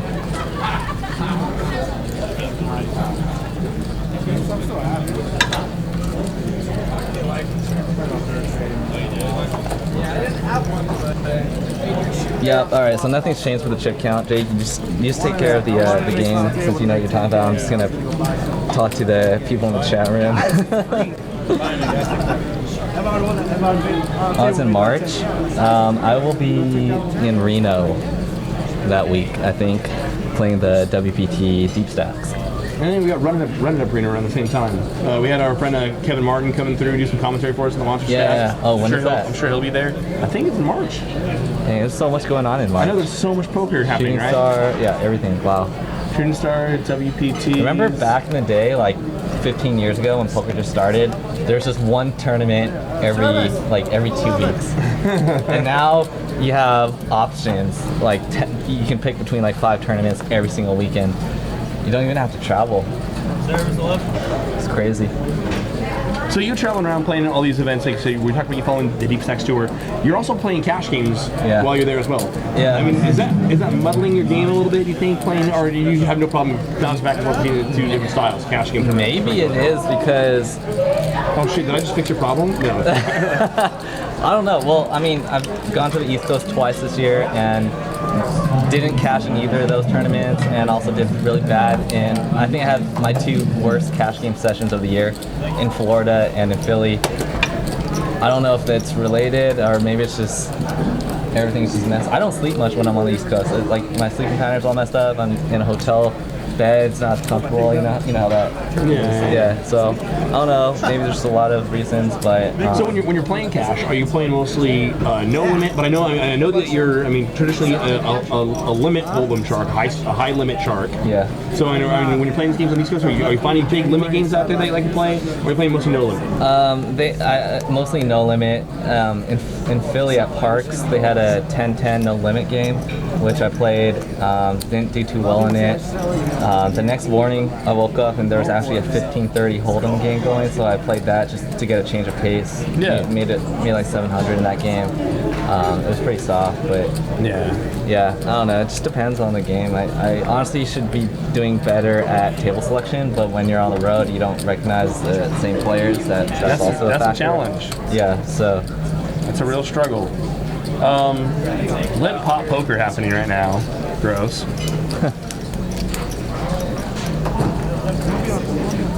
Wallace's hand is like not terrible, right? Ace Queen 9-9. Open-ended now. We'd rather not have 3 spades. We'd rather have a bigger pair, but once again, he's got 2 straight draws. Chris has a flush draw. John has a flush draw. David's got top 2 pairs. When we play the Jap 10-5-3, he's got 3 pairs. Holy crap! I didn't even see that. That's right. 3 pairs better than 2 pairs. That's got to be good more equity. vote outs. Yeah. Got 43% right now, multi-way. He bets it out. Gets value from the straight draws, gets value from the flush draws. Rebecca with nut hearts. She's not folding. She also has an inside straight draw. Make it straight with an 8. What is Rebecca? What? She just folds. What does she have? Ace 7, Ace 9-7 with the ace suited ace of hearts. Straight draw and a nut flush draw. Inside straight draw, nut flush draw. With multiple players behind with a bet and a raise. It's a bet and a raise, I guess. I don't know. She thinks she's up against a set, or even. Well, even then, I mean, there's get paid off then. People still have a hard time folding in this game. I would never fold in this game. I would just pot every street. It's oh you raised me? Pot. I mean she doesn't have a nut straight draw. The 8 might be a dirty out. Someone's got the Queen 9, I guess, but they would also have to have like Queen 9 of hearts. Queen. Well, they can have a Queen Jack 10-9. They can have that. They can have for top 2 and an open-ended straight draw. So the 8 would be dirty in against that hand. But I mean, we still have the nut flush draw. I mean, we're facing a bet and a raise. And we got to worry about the original guy, potting and come back over. And we don't love piling it in there with just a flush draw. But I mean, at least call. At least call. Yeah. What are you guys talking about in the chat? I see 40, 80, 30, 60. Oh yeah, there's a 30-60 stud at Bellagio. I kind of want to learn stud, but it's kind of a hard game to learn because it's not available to play? I consider myself a pretty solid stud 8 player. Stud high is of like the horse games or race games. I struggle the most with, or that's probably my weakest game is stud high. But what I'm told, that's actually the hardest game to master. So I don't necessarily feel too terrible about not being a stud high shark. I think I'm a pretty good stud 8 player relative to the field, of course. And that's one of the games in horse, right? Yeah. Yeah. So I know you've played that. Ashley, the stakes of this game is 5-5 pot limit. David makes it 50 to go with a king, 10, 9, 8, 1 suit. Mike calls king, 6, 4 deuce, 1 suit. I think Mike just wants to play hand pots in position versus David. Chris comes along, 3 diamonds in his hand. Ugh. Jack, 5, 3, 2 diamonds. Hope springs eternal. Chris has got nut diamond draw, blocking himself though. Mike's got a diamond draw and an open-ended straight draw. Mike's actually got a little straight wrap. It's a pretty goddamn good flop for Mike. And we should see some chips go in the pot.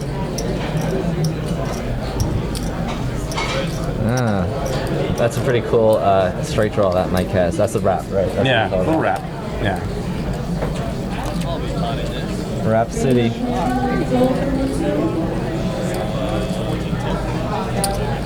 Mike will make it straight with an ace, a deuce, a 4, 6, or a 7. Yo, JP, I will be in Tampa for the WPT Deep Stacks in God, let me think June. about this. I already know And you then I'm flying from there to Vegas for the WSOP. So yeah, I'm looking forward to checking out their new room.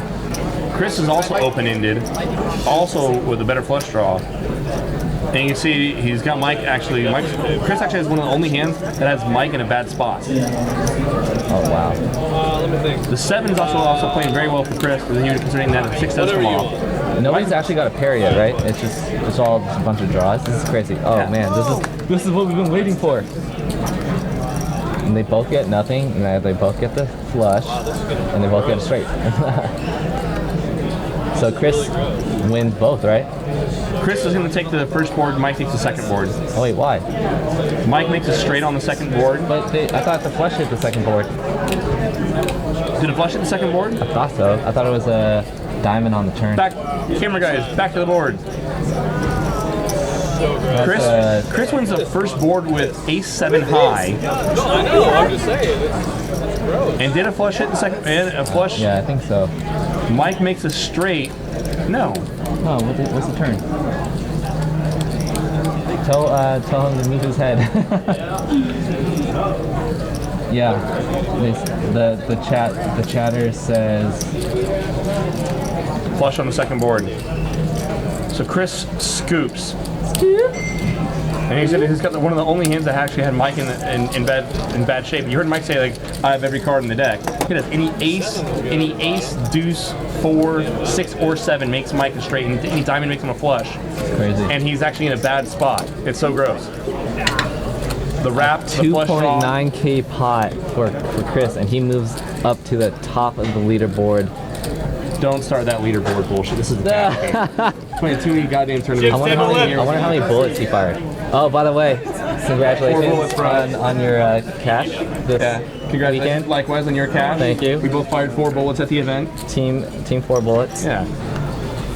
You gotta try to win. I mean, what are you gonna do? Like fire 1 bullet and like just accept defeat? No. No. Hell no.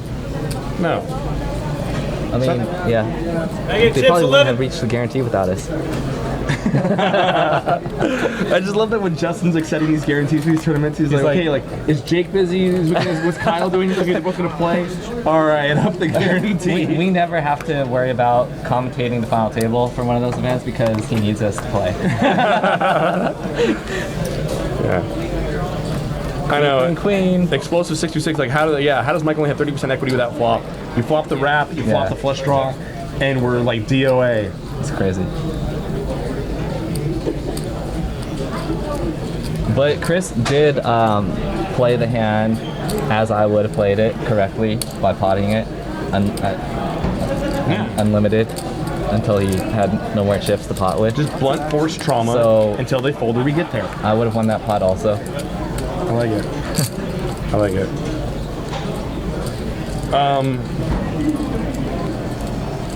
Ace 9, 6, 8 rainbow John's got 2 pair and a straight draw. Bill's got a straight. Playing a 57 for a straight.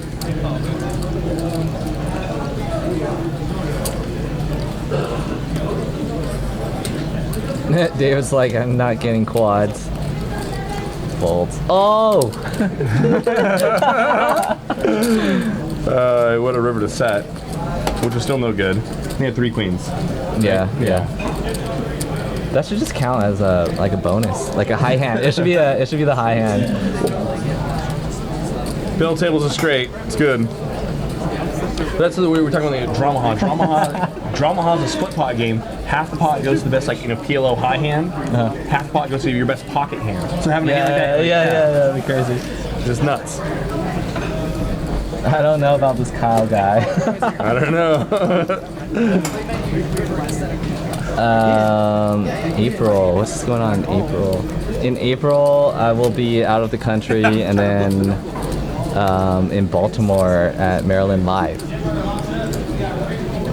So probably no.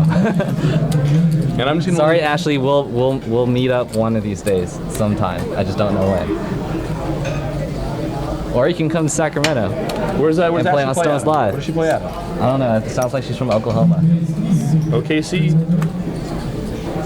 Oh, we play with Westbrook when he comes to Sacramento every Playing once in a while. poker out of the 405. Yeah, Brett, I played at Maryland last year. It was the 1025 game, and I didn't even know I was playing with Kate Hall at the time, but I didn't. Until someone sort of like Until my friend messaged me, she was like, "Who's in the game right now? Is there like some girl, whatever, that looks like this?" I was like, "Yeah, she's sitting to my right." But I mean, I did pretty well in that game. Bill's got aces. Ace 8-5. He limps. Mike opens up. He's got king 10 double suited. Since when we're playing double paired hands, we want the bigger pairs so we can overset someone. Mind you, Bill's got the overpair that can overset us. I didn't And win Bill's any. just gonna call. With, He's a little deep here. I like Mike's hand. I mean, there's something said about where we're too deep to 3-bet. Here we go. Oh boy. Queen Jack 5. Mike's open-ended as well, and has a diamond draw. Bill still has aces. You can see, look at the equities here. Mike is 66% to win. That's pretty good. With his 2 set draws, open-ended straight draw, flush draw. He's got the world. He's Mike Postle. He's always got outs. He's a favorite against the aces. Bill's gonna check call. Not done with him yet. On that board, I mean, other than just our aces, we really don't have a lot going for us. We have backdoor nut clubs. If the turn's not a club, if I'm Bill, I'm getting, the heck out of Dodge. Valdez thought about making a move. Thinks better of it. Dink! Queen ball. That's kind of a. Now we see the equities reverse here. Yeah. Now the queen's paired. Bill's aces. Now a 65% favorite. Do you check here if you're Mike? Yes, you definitely check here for Mike because Bill should have. You know what I would do though. I would lose. I'd be losing. Aces is gonna hold. Yeah, it's gotta go check. And look at Mike. Mike's shocked once again how I flop the world and I brick out. Second time in a row we've seen Mike flop, a small monster, and he just can't get there. Yeah, we definitely check back when the queen pairs. A lot of Bill's hands are gonna have a queen in, and ace king queen X hands, or ace king queen 10 hands like that, and so that definitely kind of smacks him. Yeah. And when we went with diamonds in our hand, we're blocking flush draws, which is the only thing we're going to get value from there. So we definitely, we probably don't have any fold, even though we actually had fold equity against Bill, because he wouldn't have continued with the aces. Generally speaking, there we don't have any kind of fold equity if we bet that turn, so we really need our draws to get there. And sometimes a very small percentage of the time, kings is going to be good there.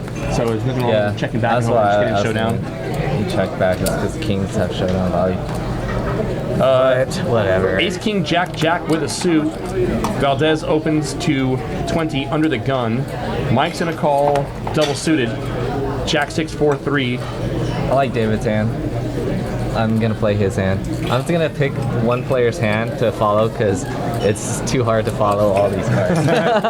You know what? That's actually not a bad idea. If you think about like, picking if David's you focus hand. on one hand in the board, and Yeah. think about how you would play that hand Got and that top pair. spot. I got top pair, top kicker, backdoor nut flush draw, and backdoor Broadway draw. That fold. I win.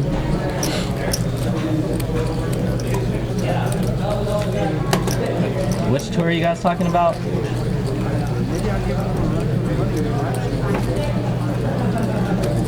Yeah, wait, what is this? A 5K package, made a final table and no one got paid? And this is for, at Maryland Live. Something about Maryland Live not paying out a package or something. What? Oh man, we're gonna start Well, poker gossip here. I hope Maryland Live still exists in April when I'm going there because it's a Man. pretty nice casino.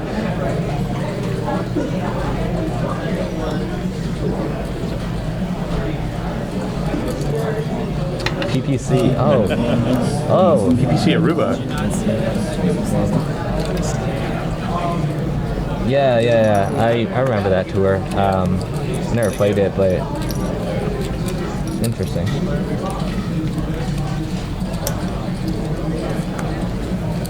East Coast Grinder, you guys forget a very important draws when you have pocket pair. Backdoor quad draws. We do have backdoor quads when we have pairs. Mike makes it 20 to go with a king, queen, 9, deuce. Deuce in that hand is the antithesis, or I'm sorry, the epitome of a dangler. Not the antithesis, it's the opposite. All apologies. Wallace got a nice hand. Ace 10, 8, 7 double suited. And the flop comes down king, jack, 9, I'm two hearts. gonna take Mike's hand. Actually, I like Hollywood's hand. Can I switch? Actually, Wallace has an open-ended straight draw, Mike's got a better hand. and David's got a flush draw. Everyone's got some equity in this. Yeah. Mike's got the best of it right now. He's got 2 pair. He does. Yeah, it's King. Oh, I didn't see the 9. Okay, King and the 9? I'm gonna stick with Mike's hand. That was the first one that I said. Mike makes a call.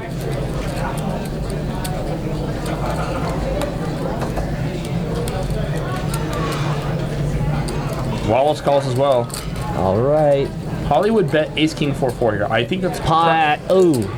Ace comes Pot. off. Pot. Hollywood now makes top Pot. 2. Dang, look at that. Hollywood goes from 5% to 60%. Mike Favorite. adds a straight draw. He'd make a straight with a 10. Wallace adds a straight draw. He'd make a straight with a queen. Hollywood now a top 2. I would not have bet the ace king 4-4 on king jack 9 2 hearts. I think that's kind of suicide, betting top with no real draw. Sometimes you gotta set money on fire. And as it is, sometimes you get there. And right now ace king's good. Hollywood bets 300 here. That's a pot size Someone bet. very easily could be playing king queen passively and once again worried that they might be getting free rolled. Or queen 10. Or I meant what I mean. Sorry, queen 10. Worried that they might be up against queen 10 with a redraw, with a set, or with a flush. And if that's the case right now, if you have the queen 10, now you're not as worried about getting free rolled. Only one card to come, and they would play back at you. So this is for all of Wallace's stack. It's only 155. And I don't see how we call. He's open-ended, but the queen. Yeah, even if he gets a straight, it might not even be good. Well, if he hits the queen, he's good. We know that. That would be Broadway, as long as it's not a heart. If he hits the, If he hits the 8, I think he called. Tell me how good I run. he called. What's the funniest He can also thing hit a 7 as well for a straight. He never as well. 4 behind though. Oh, that's no good. Hollywood is going to win the pot. Yeah, it's best down. It's 50 grand plus. What are you guys talking about Best now? down. You have the best sound on the turn? That's the best down the flop. Best down the river. I should have raised the flop. Protestant? What? I don't get that. No, very much not so. The sun's gonna burn out. We're all gonna die. I worship the flying spaghetti monster.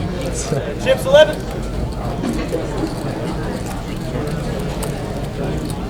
Your meats? Maybe someone will be Hey. tilty finally. Maybe. Wallace is rebuying. That's his second time he's rebought now since we started the stream.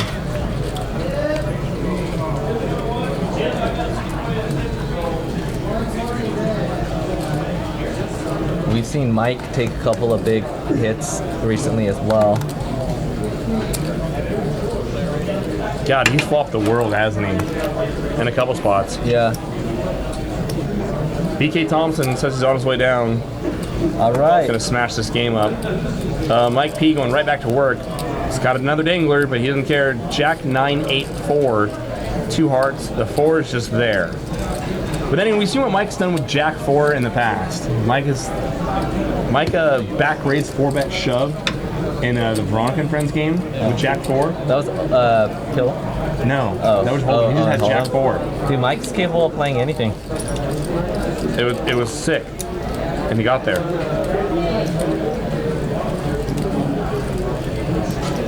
It was a very Mike Postle moment. Man, Rebecca has barely played any hands.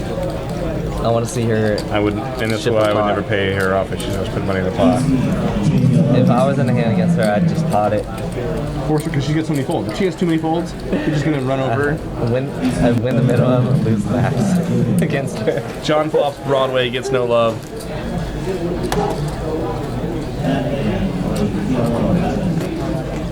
No, not Broadway. I thought it was Hawk Queen. I see a lot of things. Never mind.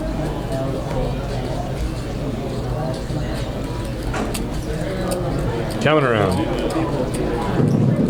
What? Oh, hey. Scottish of all the balls, Mr. Scott Ball, rum cakes in the house. Are you trying to get in this game? What was that? Are you gonna get in the game? Nah. No? Me either. I never played it. Shooting stars. So. Did you really?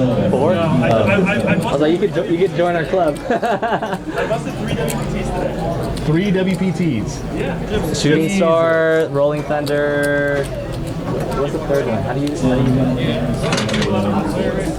I have Ryan LaPlante here. He's last yeah. year's PLO bracelet winner from the WSOP. We'd like to stand in for a couple minutes Absolutely. and let him talk some PLO with you guys. Yes. Dude, Just scoot over you can to just this take chair. my seat. No, just scoot over to this one. We'll put him in the middle. You all three can be in here. Hey, I'm Ryan. Kyle, nice to meet you. Ryan, Jake, Nice to meet you. nice to meet you. Jump on in here. Sweet. Thanks for having me on, guys. Really Thanks for being here.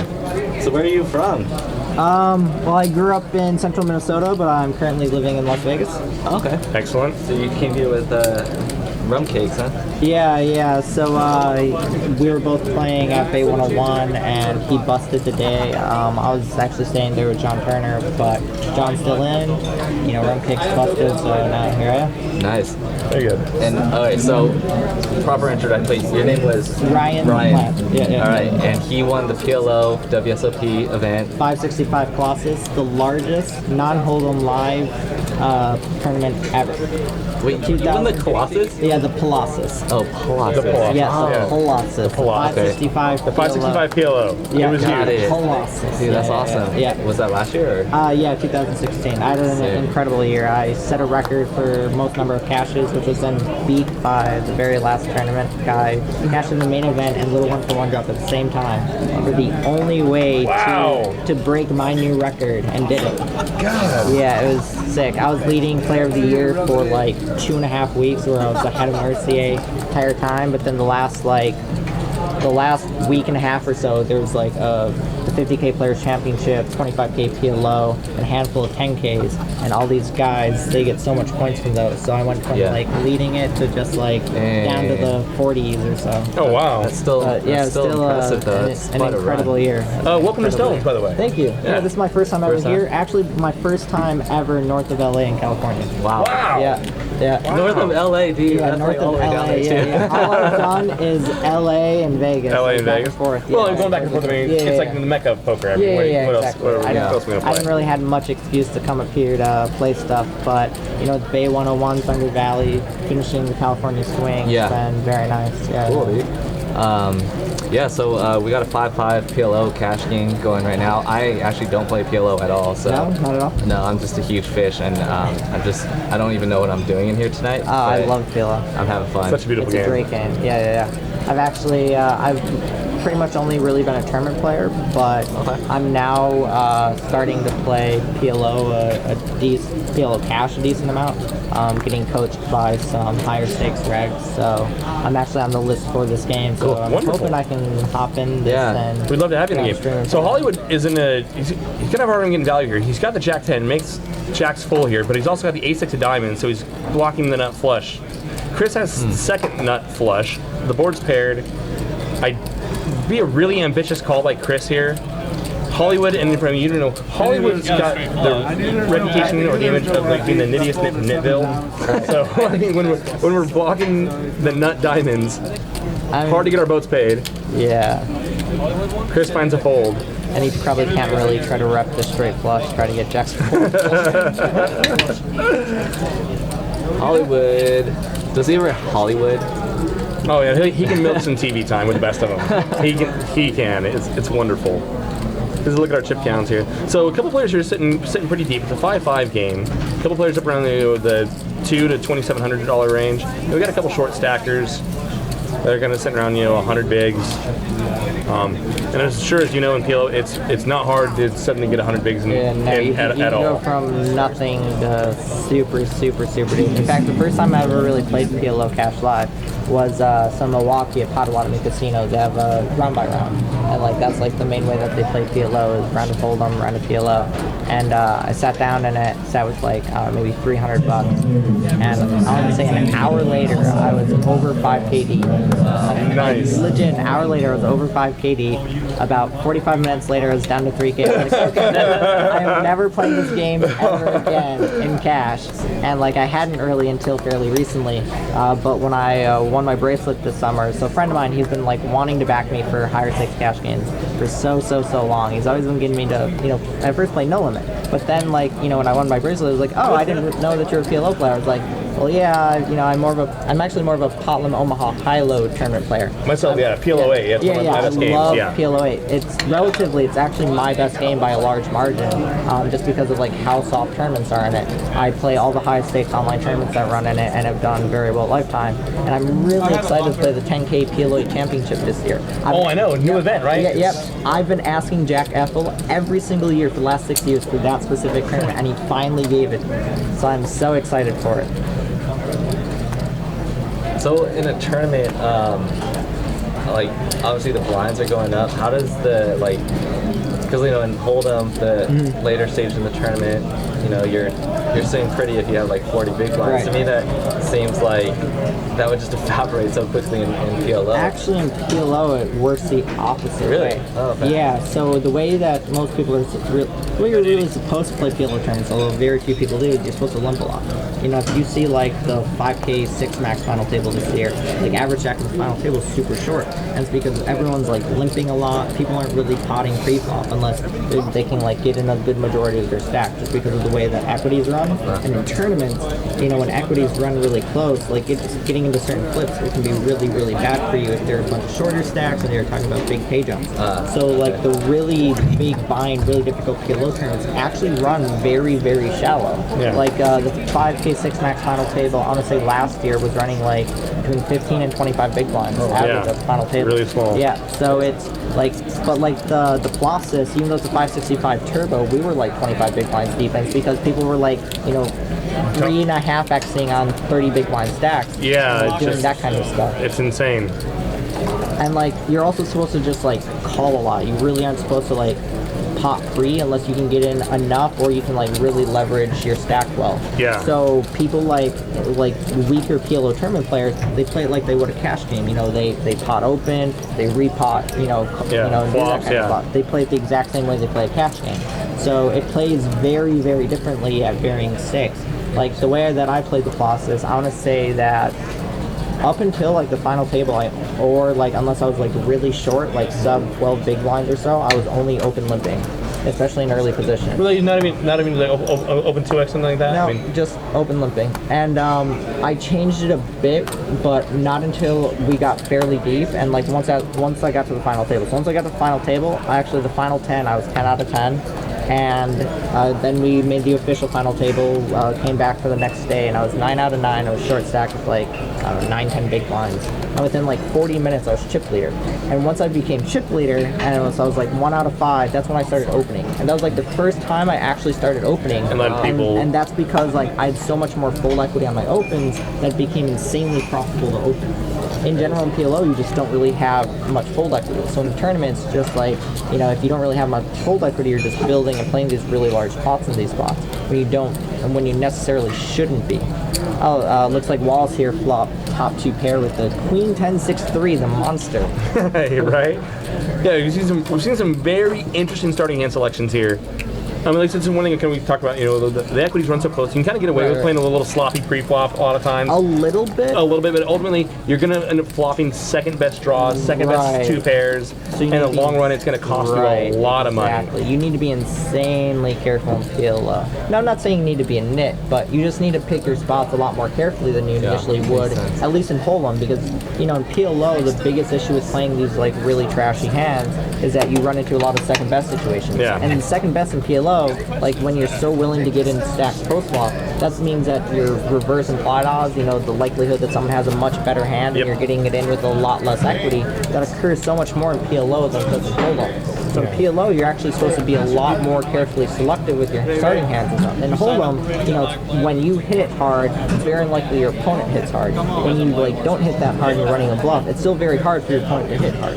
So you can bluff a lot more, you can like run a lot of these things a lot more easily. In PLO, it's really difficult to run like bluffs. You need to be a lot more selective, and you need, you know, a lot more selective like holdings, like what you're blocking and stuff. That's why like pre-flop in PLO, I think like hand selection, pre-flop PLO hand selection is a huge majority of profitability. We said that at the very beginning of the stream, just a strict, you know, pre-flop hand guidelines will generally yield a profit just in itself. Bill T here with a pretty monster of a hand under the gun 1, just limping in with the ace, queen, jack 10, which I actually don't mind. We've seen Bill limp a lot tonight, and a lot of monsters. He must be listening to you or something.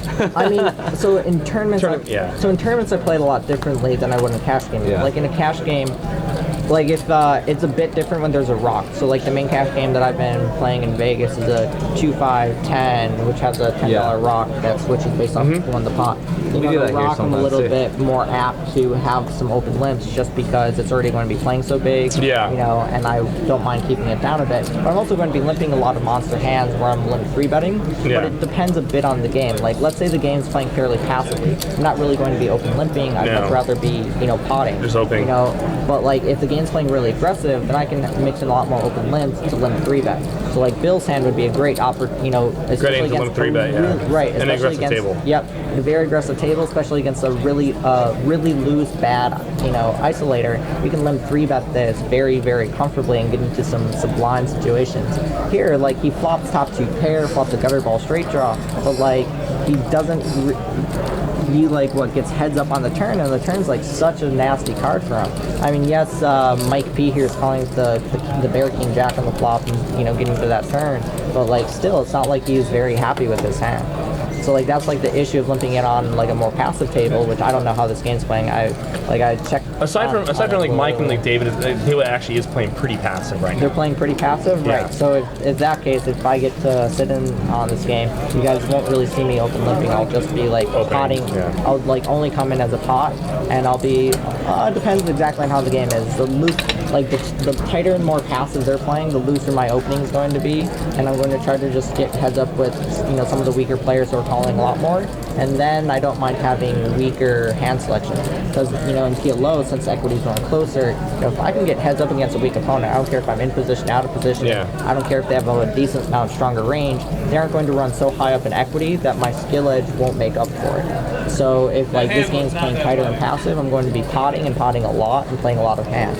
Then as the table starts shifting to my dynamics, you know, as they start loosening up, then I'll slowly start like toning it down a bit and trying to find that balance of making sure that, you know, people aren't playing back at me too much, making sure I'm getting like heads up with the weaker players, and like, you know, I can kind of start to shift a lot. And that's really what I love about PLO is that, you know, I feel as though there's a lot more creativity both pre-flop and post-flop in how you're supposed to approach and think about situations, especially as in PLO, you know, you're talking about starting with 6 combinations of hands.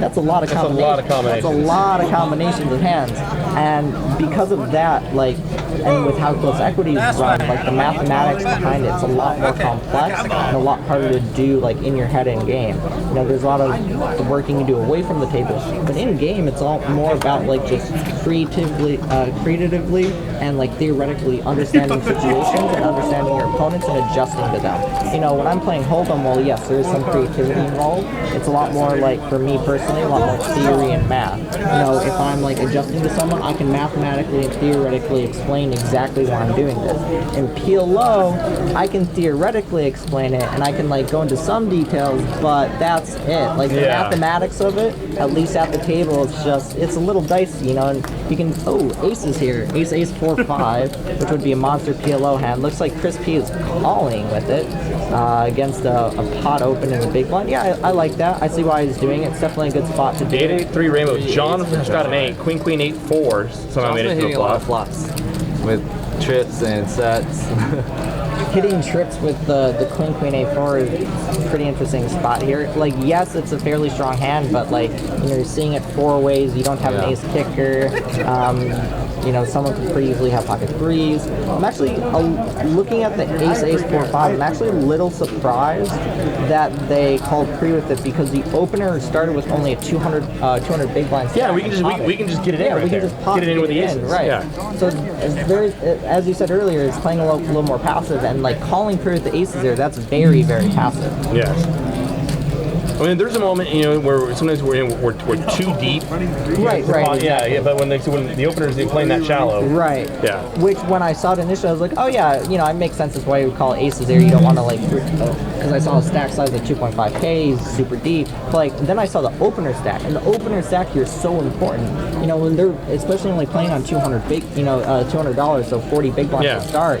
You know, when they pop there, especially from early position, it's pretty likely they're getting it in. They're getting it in. And which then reopens right. it back up to us, especially if the action can be reopened when it comes to us. Exactly. That's so good for us. So like, we can like pot it or near pot it, set it up where they can reopen the action. And if there's a call in between, we could get to squeeze out. And that is dream like, spot. Yeah, that is perfection in PLO. It's like isolating, getting heads up against a shorter stack. And like, yes, ace 4-5 isn't a strong hand, but you know, when you can get in the majority of your stack, ace 4-5 is a very strong hand. They're like, almost no matter how you build their range, you're at least going to be running around a flip. And when you get that dead money in there, that's where your profit is. Exactly. That's where you real selective links in your 3-bet size. And a lot of people just auto pot. Right. You actually got to watch him with the short stacks. Sizing is to make sure that when he shoves, the action's back open to us. You need to make sure you're reopening and making sure that there's that opportunity to reopen. And like that, this can also be an issue in like no limit live tournaments as well, where like there might be like a somewhat short stack and like the blinds behind, there's an opener and you decide to 3-bet. If you 3-bet too large and it closes out the action, it can go 3-bet, short stack jams, call, and you have then to, you're forced to call. just call. And like there are a lot of hands where you're and then you go like, there. you go like 5 ways and it's a mess. Exactly. And like, and this is a bigger issue in PLO than it is in Hold'em, but even in Hold'em it can cause some pretty bad, awkward situations. In PLO it causes some monsterly bad situations. Yeah, especially if you're rolling a hand like Ace King, where you'd really rather just isolate someone and just get like heads up and just like flip it out instead of going like 5 or 6 ways. Just learned a lot. Yeah. I feel like I feel. Now you're ready. Right now, being coach.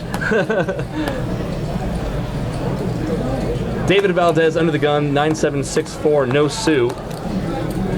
That's a very loose call. Very ambitious limp. Well, so the table's playing pretty passive, so I mean, if the limps get through, it's still really ambitious. Like the issue, like even like 9-6-7-8, like Badugi. It's just like, it's such like a dirty hand, and you're only happy when you flop like the top end. Yeah. If you don't flop the top end, like what are you doing? And like, let's say you do flop.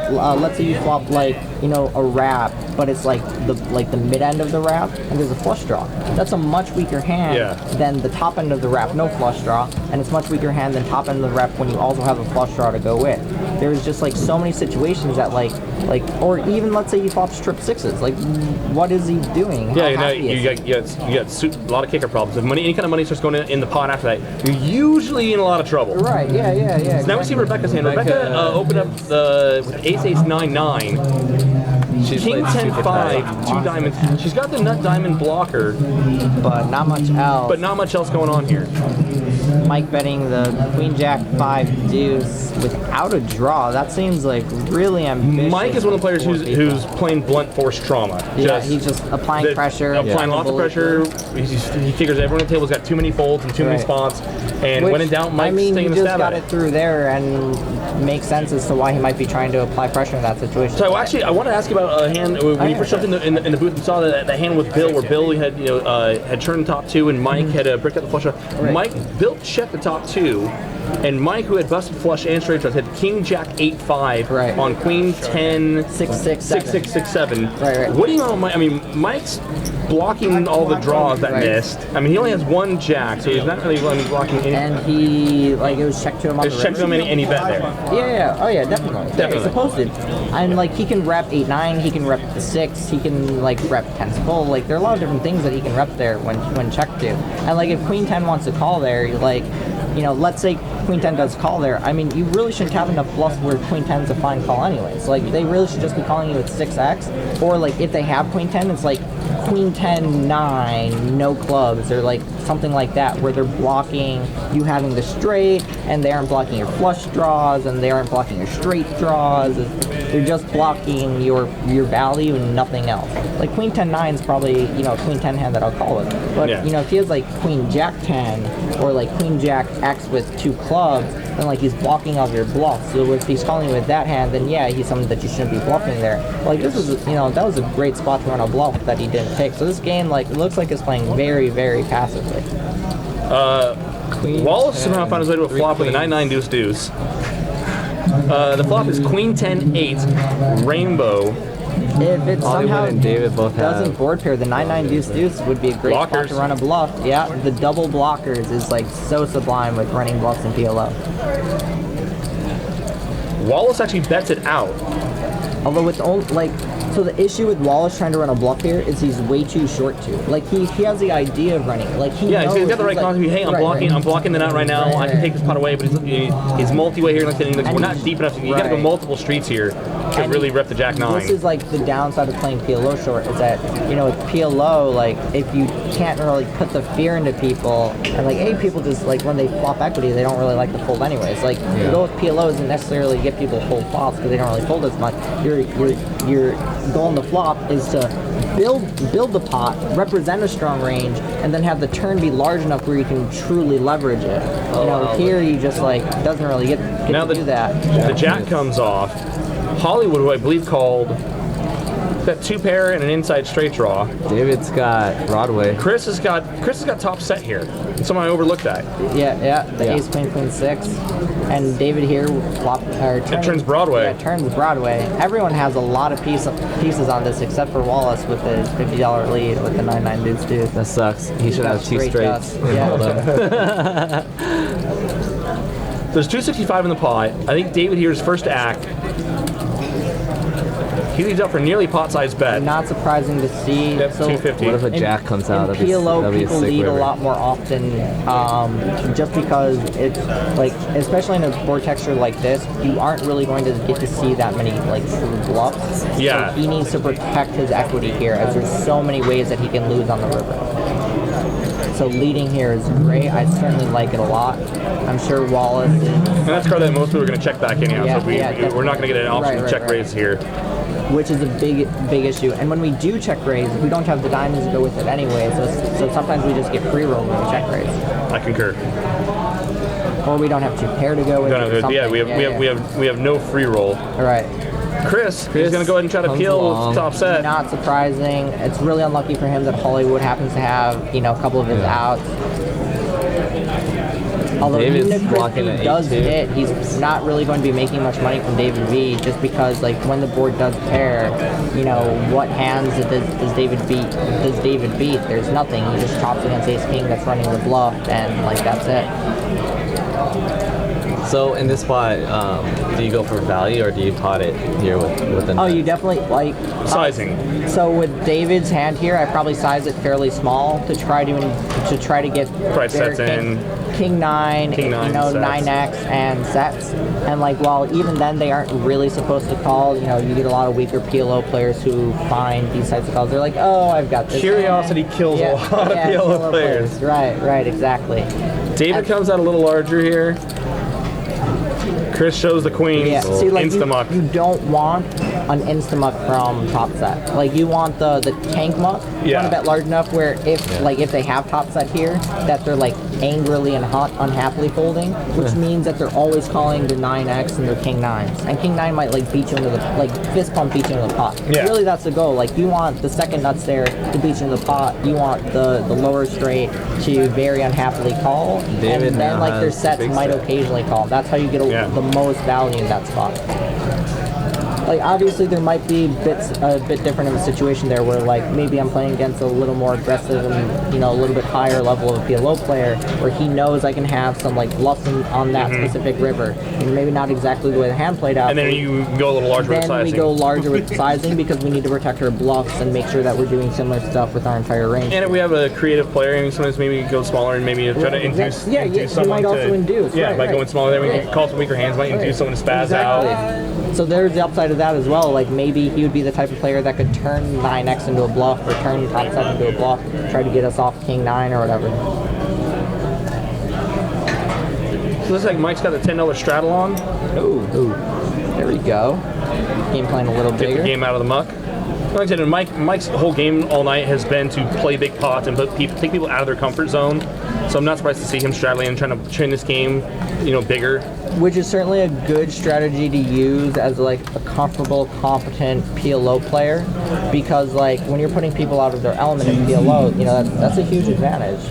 With how big PLO plays and how much equity, pressure you can put onto people. And if you're getting people to like give up equity that they shouldn't be in pots, that's a big edge to have.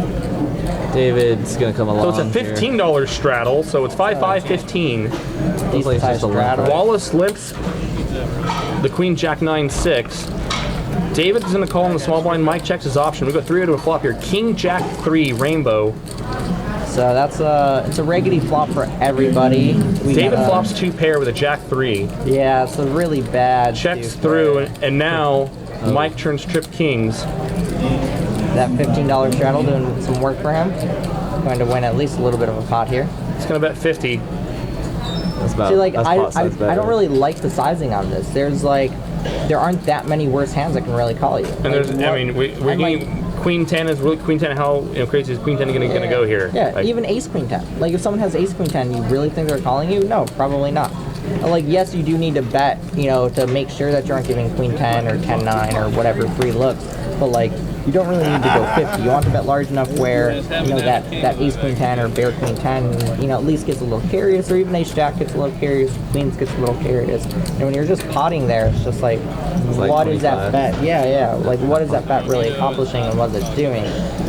Again, if people expect you to to pot your queen 10s there and they'll call you with their jack X, then okay, sure, maybe you can make some merit towards it. But if they're not, you just get put into you just miss out on equity from people.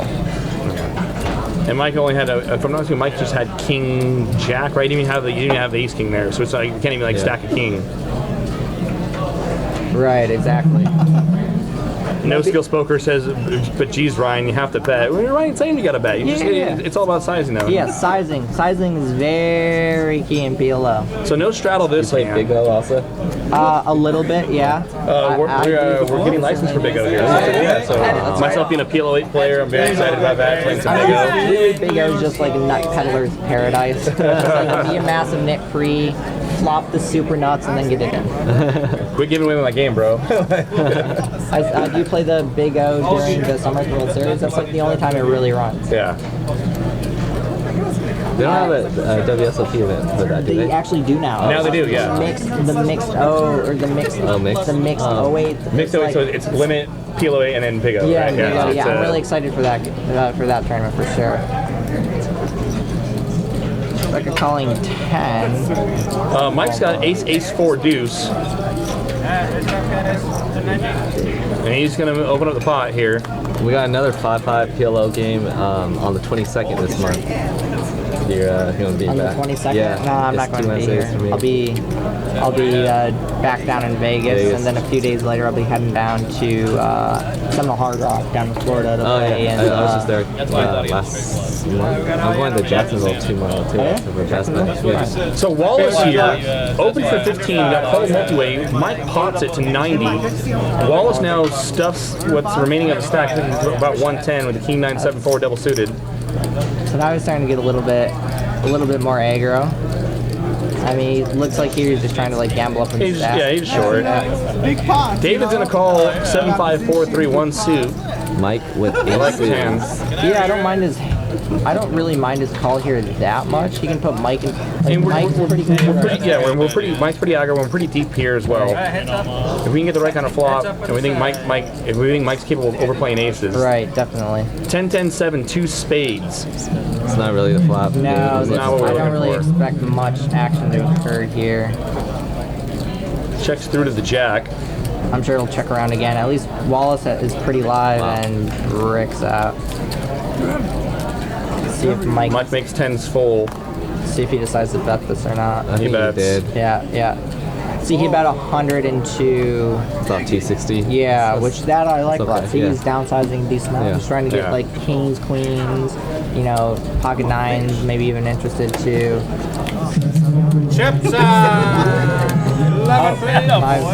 I'm getting called, but would I be able to sit down in this? Or Well, there's a delay, so Yeah, I know. I think you're in the main game, I believe. Okay, sweet. Ryan LePan, thanks for joining us. Look forward to watching you play. Congratulations on the bracelet, and welcome to Stones. we're gonna talk a lot about your bet sizing now. Ryan LePan, ladies and gentlemen, won the Colossus. I The 565 I didn't even know they had a Palacio. Yeah, and it was the first time the series offered PLO at that price point at 565, and so all of us that think we can play PLO Yeah. flooded. No, And same, just- same idea with the Colossus. I mean, that's crazy. yeah, How much? I wonder how much did he take home? I didn't ask him. I don't recall. That's a good pick. Sure. But Ryan LePan is one of the good guys in poker. Gave an excellent acceptance speech after he won his bracelet. Excited to have him here in Northern California with us, and excited to have him here at Stones.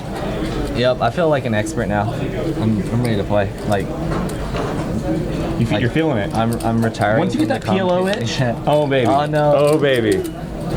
I'm gonna come back from Florida broke. Like, guys, I tried PLO.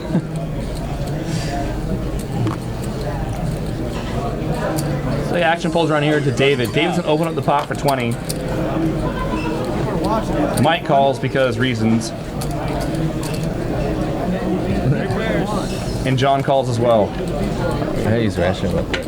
BRB. I got her. Queen 10 deuce rainbow. Can't see John's hand. Mike's got 9-7-6 deuce. Another dangler.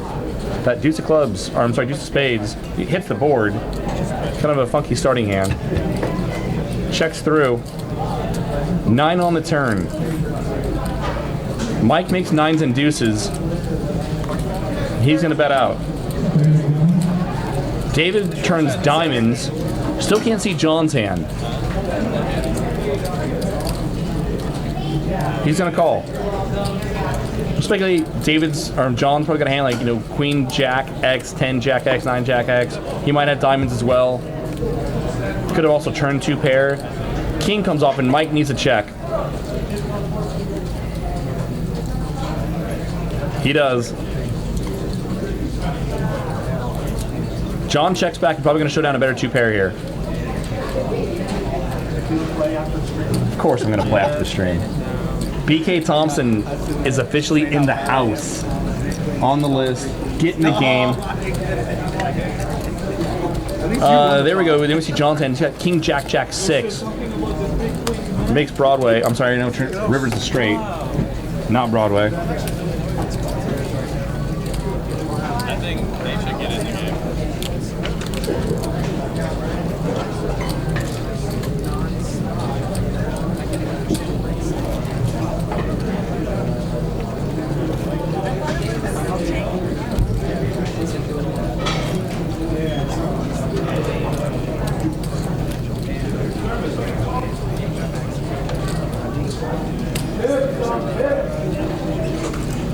Did I miss any big hands? No, we had three-way pot with David, Mike, and John. Not a lot of money went in. Mike turned 2 pair, bet it. John called. David did not draw to bad diamonds. All right, so looks like Ryan is actually sitting in one of the side games, not the main game. Oh, we got Peter PLO. Yeah, so lots of PLO going on here. 2 guys. PLO games. Looks like there's about 9 or 10 Hold'em games going on. If you want to lose your money to a bracelet winner, come on over. I've never. Yeah, I don't even have an account. So what you do, you stack them. You get it in bad and get there. Yeah. It's like, where's your hardware now? On somebody? Yeah.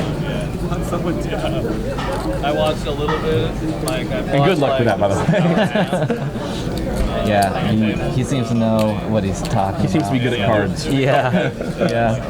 I'll play at different tables. He would just always just leave it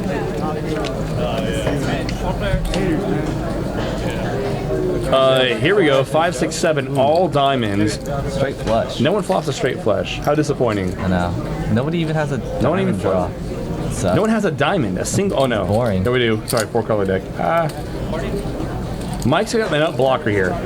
Mike's got the ace of diamonds in his hand, so you know no one. I mean, aside from the straight flush, no one can have the nuts here. that's good. Mike can lose his mind here and probably get everyone off. What? He folded? Wallace bets out with a straight. He's got this. No, that's not a straight flush draw though. So technically, Wallace actually has the real nut blocker there with the 8 of diamonds. Yeah, that's true.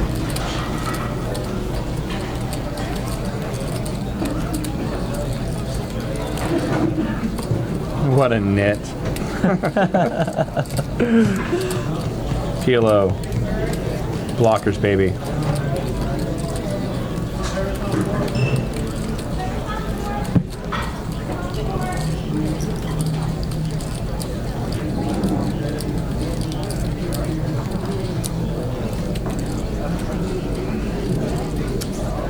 So,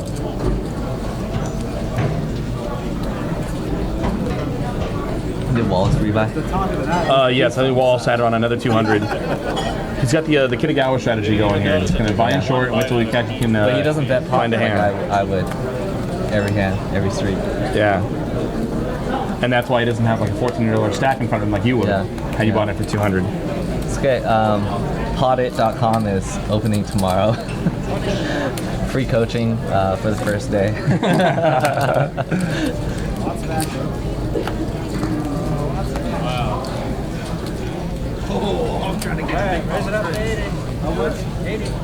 So David opens with the pot, makes it 15 to go with 8-8-7-6. Mike calls with 10-4-4 deuce. Jesus Christ. John comes in there with ace-10-6-5, and Chris is going to 3-bet to 80 with ace-ace-jack-9. Nice. Mike, 10-4-4 deuce. And he calls. Here we go. Mike. 3-way 3-bet pot. There's 260 in there already. Oh wow. Just a full 9-9-4. Mike Just flops a full fours house. full. house. Just a full house. And Chris has the 9 with the ace kicker. Oh wow. Chris has got to feel he's in a great spot here. We're only losing to pocket fours. And by the way, Mr. Mike Postle just happens to be the kind of sick bastard to call 3-bet with 10-4-4 deuce. Jesus, he's got problems. Man, dude, we're about to see Chris's stack go from 2.9K to whatever it's going to be. Chris can catch an ace. He can catch a jack. Yeah, He can catch a 9. You're never too far behind in this game, right? Never too far behind. Just pot it. Chris bets 155. I would expect Mike to take the aggro line here. Ace can come out too. Cody. How do you have aces? How did you have aces? You didn't have aces. PLO is the best game. Nice hand. I'm good. I'm over it. I like deals. Is that her favorite? I got Kool-Aid last night. All right, so Mike makes it 375 to go. is that a pot? Can you pot it? Chris is like, OMG, you have 9-4. You have pocket fours. Those are the only two hands that are beating you right now, right? 9-4, pocket fours. The ace in his hand.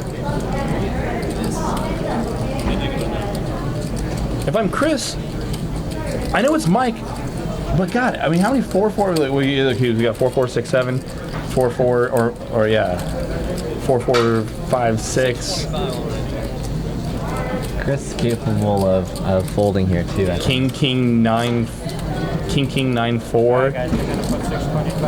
But we're ahead of every other 9. We can't fold. Yeah, there's only 2 hands you're losing to, man. Do you think he was thinking about raising? No, probably not. Right? Maybe. No.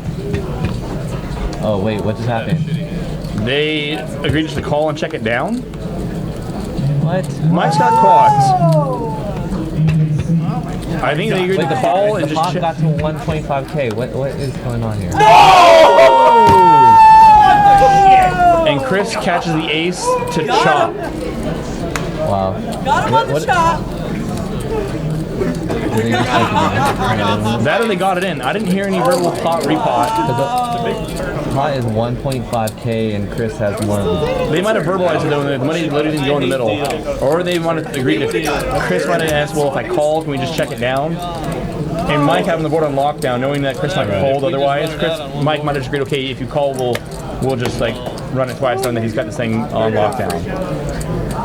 Crazy. Mike wins the first board with quads, and Chris catches an ace That was crazy. to make aces full for the chop. This is once again where I'll say I'm a once or thrice guy. Someone's got to lose money. Run it one time or Yeah. 3 times. Yeah. Someone's got to win. Someone's got to lose. Someone's got to have something to complain about. Mike's has something to complain about. He's like, how do I not stack you there? Or just run it like 10 times and let's just not play any more hands for this night. Just run the board. Run out of. Let's just equity chop right now.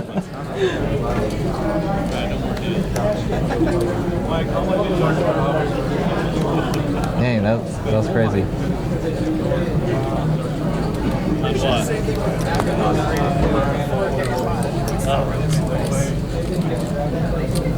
Pretty curious what the agreement was there, if they actually got it all in or what. 'Cause they checked it down. And they just agreed to check it down? Okay. Yeah, so that's what happened. So that's where we got a confirmation of they agreed. Chris asked, well, if I called, can we check it down? Mike agreed, just trying to get Chris to put some money in the pot. Fearing that Chris would fold otherwise. How do you imagine that Chris, I mean, obviously he doesn't know that Chris has ace-9. And Mike does have to worry about Chris hitting his kicker. Yeah, he does. Nice. He does have to, Mike doesn't have to worry about Chris hitting his kicker. Not knowing that he's only got 2 kickers, the jack and the ace, which is just only got 2 aces left. Chris has top pair. I think that's the best hand. No, wait, is it? What does Mike P have right now? Problems. Mike P has problems. Ace King 10. Rainbow. Wallace has. David has got 2 blockers here. No one can have, it's hard to turn out Queen Jack when David's got 2 jacks in his hand. And David knows it. There's a bet 20 and a call 20. What's that? Okay, so yeah, okay. He's got 2 jacks in his hand, so it's hard to. Oh, So David. Jack, but Get aggro, bro. There's no flush draw. what would Ryan do there? Pot. Oh, Wallace now makes a straight holding the ace jack. John's got top 2. Mastic says run it 3 times and give the table a 10-minute break while the dealer figures it out. Wallace bet 60 with a straight. John cannot let him down the boat. 11, please.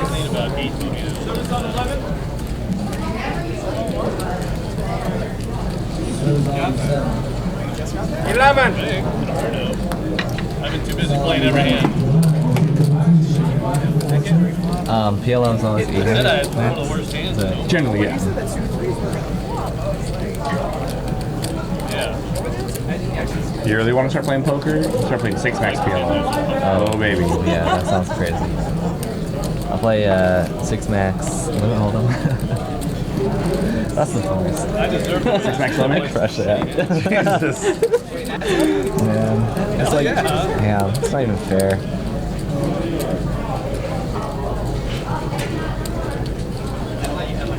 Honk Boy says, why aren't the short stacks more aggressive? Don't they want money? Not everyone does. Not everyone wants money.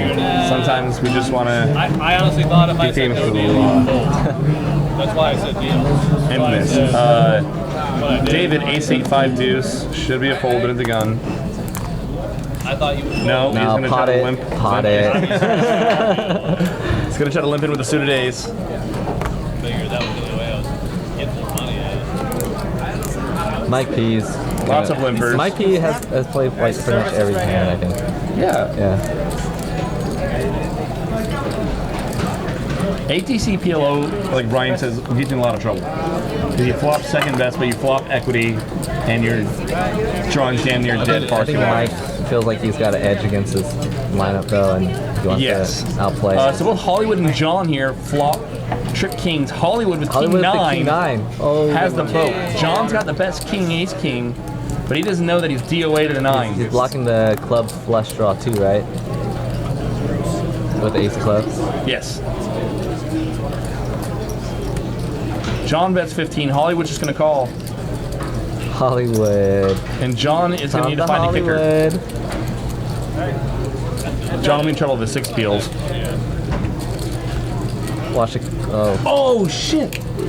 John now makes the second best boat. We're gonna have a big pot here, maybe. Oh, God. How did we call that out? He'll be in trouble with the 6 peels. Bing. The 6? Kings full of 6s, kings full of 9s. John bets 40. Hollywood, build a pot. Build on, a dude. pot. Come on, Get some money Hollywood. in there. He's got a king. He wouldn't bet twice unless He he, has did. to raise. The question is, how much does he raise here to pot it? Is that a min raise?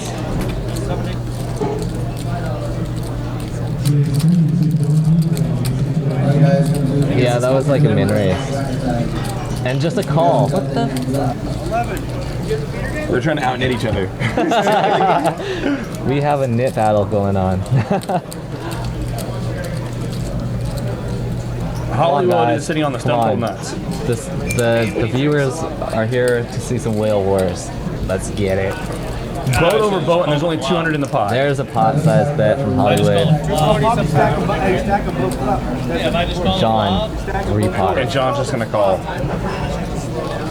Come on, John.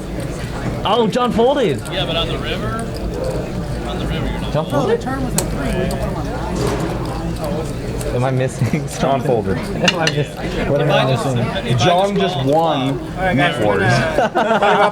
He didn't lose. Oh my god. He tried to outnit Hollywood, What the? and Hollywood's gotta be disappointed. Like I tried to. On the river, you guys. Damn. I mean, Boat over boat on the turn. it's a good read by John. He led I mean, for 30. Hollywood does play super tight. The guy was doing, he led for 30. But wow. Hollywood makes it 70. He just calls. Wow. And check folds river. I don't think he knew he hit his kicker 6. Wow. Really? Did he not realize he hit his kicker 6? That's a possibility. That Where you don't realize that you hit your kicker. that could be Well, the 6 was kind of a dangler in his hand. Like I said, you kind of like, okay, I have like these 3 cards, and then oh yeah, that other one. Yeah, sometimes And then, but sometimes you hit that other one. He probably just sees the king and he's like, oh my god, I got a queen kicker. I want to hit the queen. I need to hit the queen. And then he just forgets about the other 2 cards maybe or something. I don't John's know. supposed to pay off there. If John knew that he had kings full of 6s, and I mean checking, I get it. Your opponent raised you on the turn. What do you think about the min raise on the turn? Is that too strong? It's all not bueno. I would have raised flop too because like a king's in this game the way this king's playing. Yeah, no, I don't think a king's folding. I think Yeah, all your flush draw too. Well, Yeah. the flop bit I don't mind. It was like about half pot, but But in Hollywood, I would raise it. Because John plays so tight. When John leads, I don't think John's leading with a flush draw. Yeah. And if he's got 9s full, we happily want to get it in. It's hard to have 9s full. We have a 9, but like. If he's leading there, he's usually going to have a king, and when we have king 9 there, he's not folding.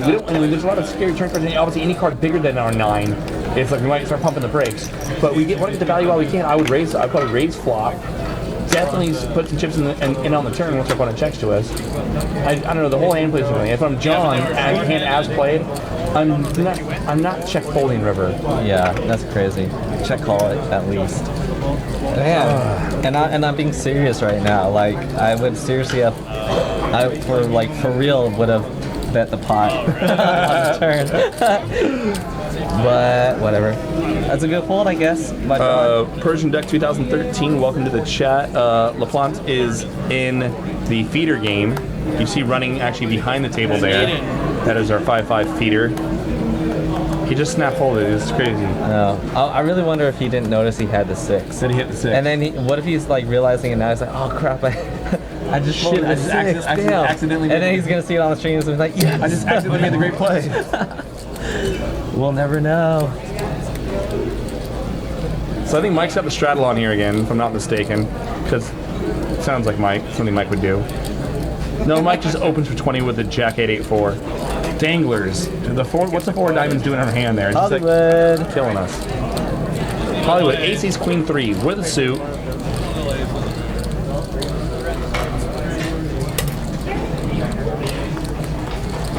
Maybe face tail, yes. When you flop a boat PLO, the value is getting paid by the guy who chasing the bigger boat. I concur. So potted, right? Yeah. Raising. If not pot, yeah. I would pot it, but I don't know anything about PLO, so. King 5-6. 2 pair for Chris P.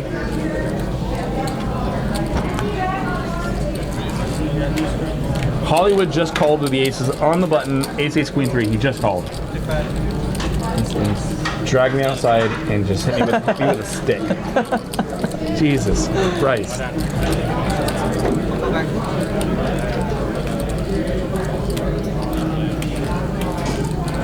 I mean, Brian, when we were talking about, like PLO 8 a little bit in, like high-low games, and there's a case we made to flopping, to just like cold folding raggedy aces, like ace 9, X, that aren't going to play good multi-way. Yeah. And especially in pot limit games where you can get really out of shape really quick and some big pots. You don't have some wheel cards to go along with it for a low.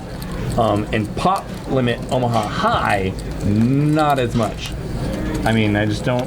I mean, this is a cash game. 5-5 PLO. Okay, Mike just made a straight. Man, Mike, he either steals it or he gets there. That's Mike. Yeah. Mike 8-4 for the straight. Chris has 3 pair. 3 pair. None of it's good. I see someone's got mimosas. I started a thing here. Now I got everyone mimosing. Mimosing?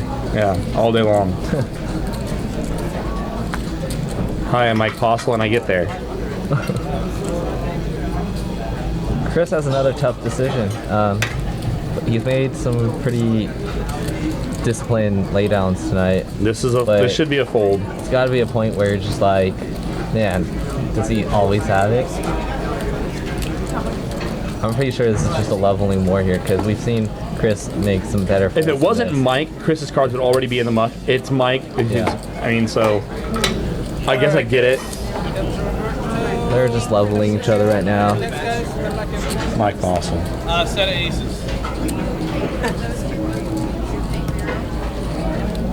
Hey,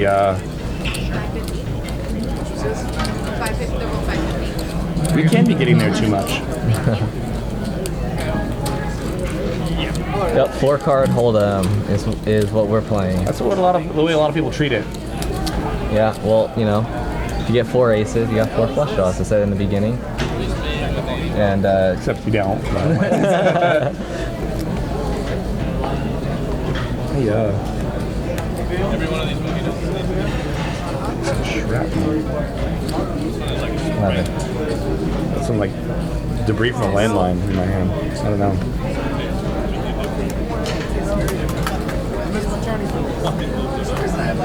Come on, guys. Low ball.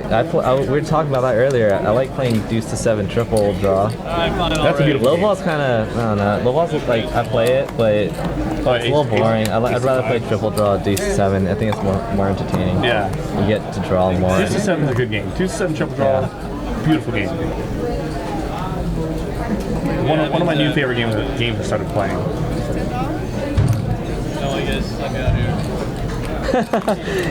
Doyle Brenton. Alright, let's have fun.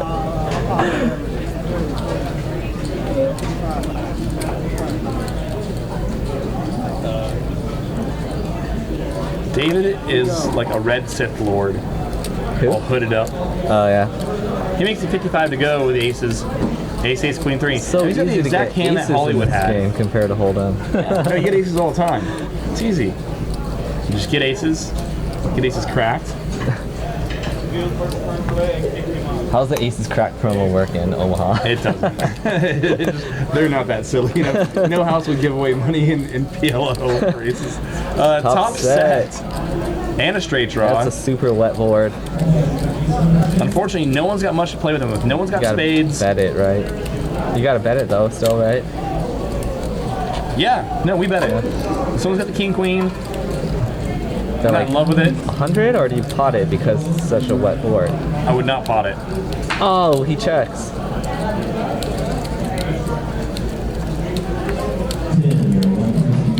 Now a spade comes off. Now we do check. Now you're just like hating yourself. Why did I check that? Yeah, you don't open for pot there because you got a price and worse hands to call. John's gonna take a stab at it. If you open for pot on the flop, the only thing they call is your king, queen. In which case, then we're in trouble.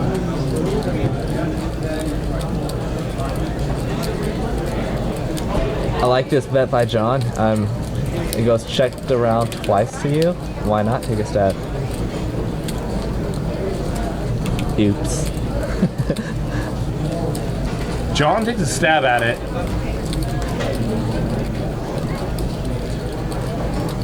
He's got a pair of 7s now.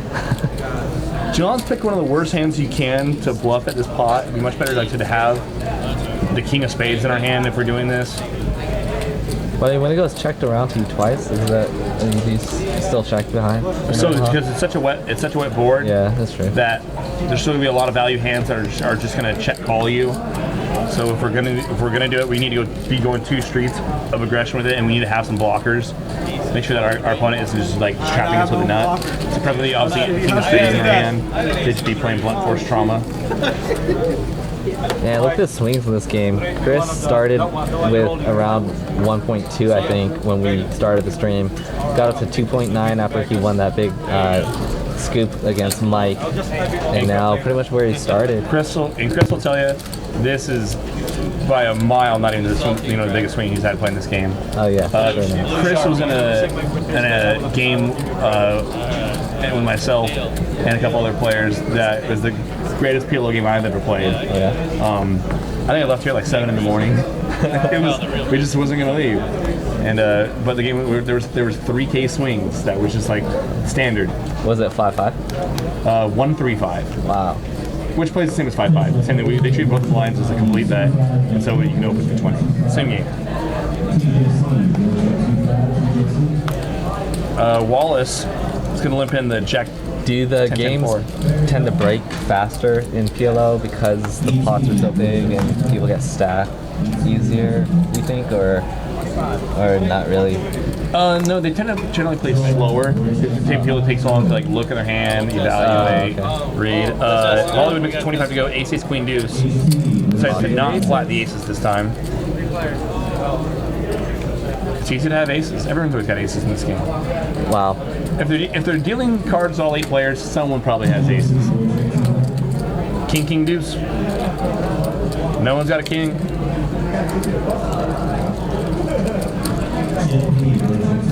Wallace takes a stab with his 10. Oh, Easy game. He just turned, and now he checks. I don't know why. Hollywood. If Hollywood check had a this, king, he wouldn't fold. He wanted to check raise to try to get a stack in possibly, but now there's only 120 in the pot. think you would just pot it here.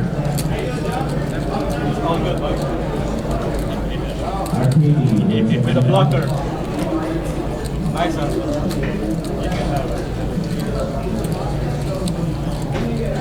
Hollywood folded. Hollywood folds.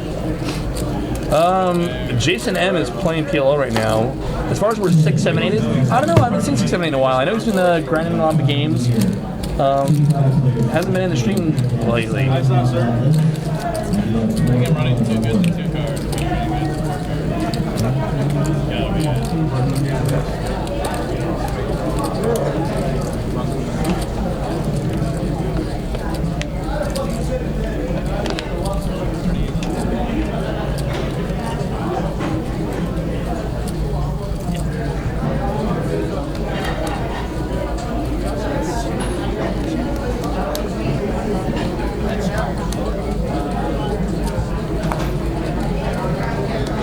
I'm actually surprised that like Walls hasn't doubled up yet in a pot or something, considering he's been short stacking it.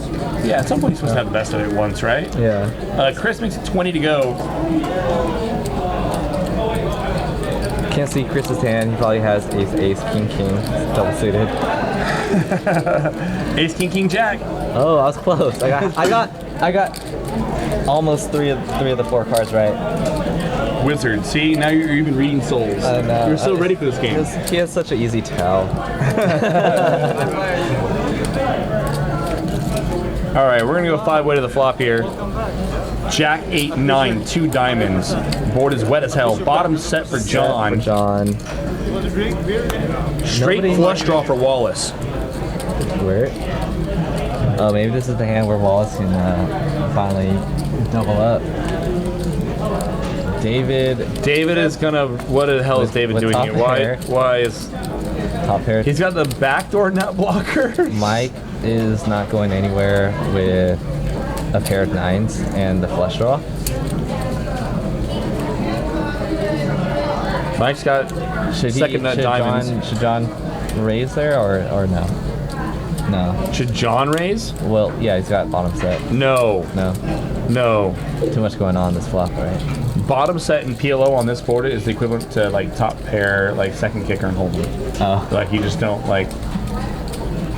We're probably second best if any money's going in the pot, or third best. 8's full. Now for John, Mike has tripped 9s now to go along with his flush draw.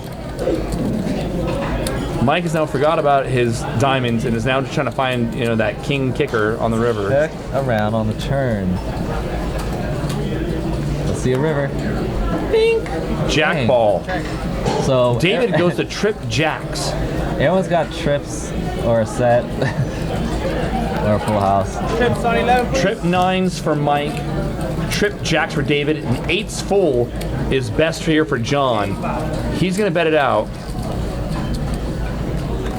Is that a good bet? We're only losing to, Jack 9 and 9-8. 9-8, Jack 8. Is David thinking about turning his hand into a bluff here?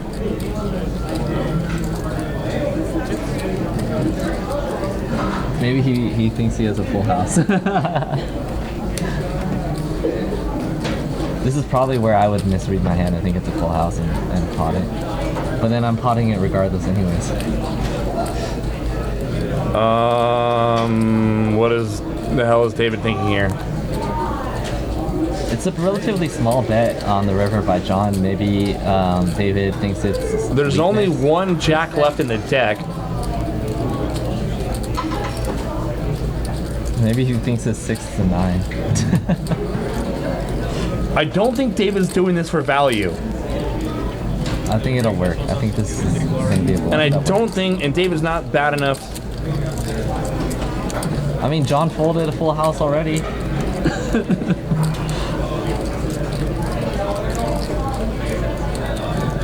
Does our opponent have Jack 8 here? Jack 8 is a hand that would make sense. The problem is you can't have Jack 8 because we have pocket 8s. Yeah. Right? That's the only hand that we think he would play this way. He'd put some money in on the turn. If he has Jack 9, he can't have Jack 8 because we have all the 8s. Jack 9 would have bet the turn. Jack 9 would have bet the turn. So what is he saying? He has quads?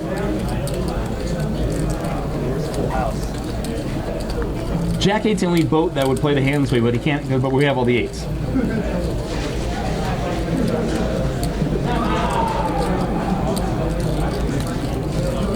Jack 9 bets the turn. Come on, John. Don't let that red Sith Lord get away with this.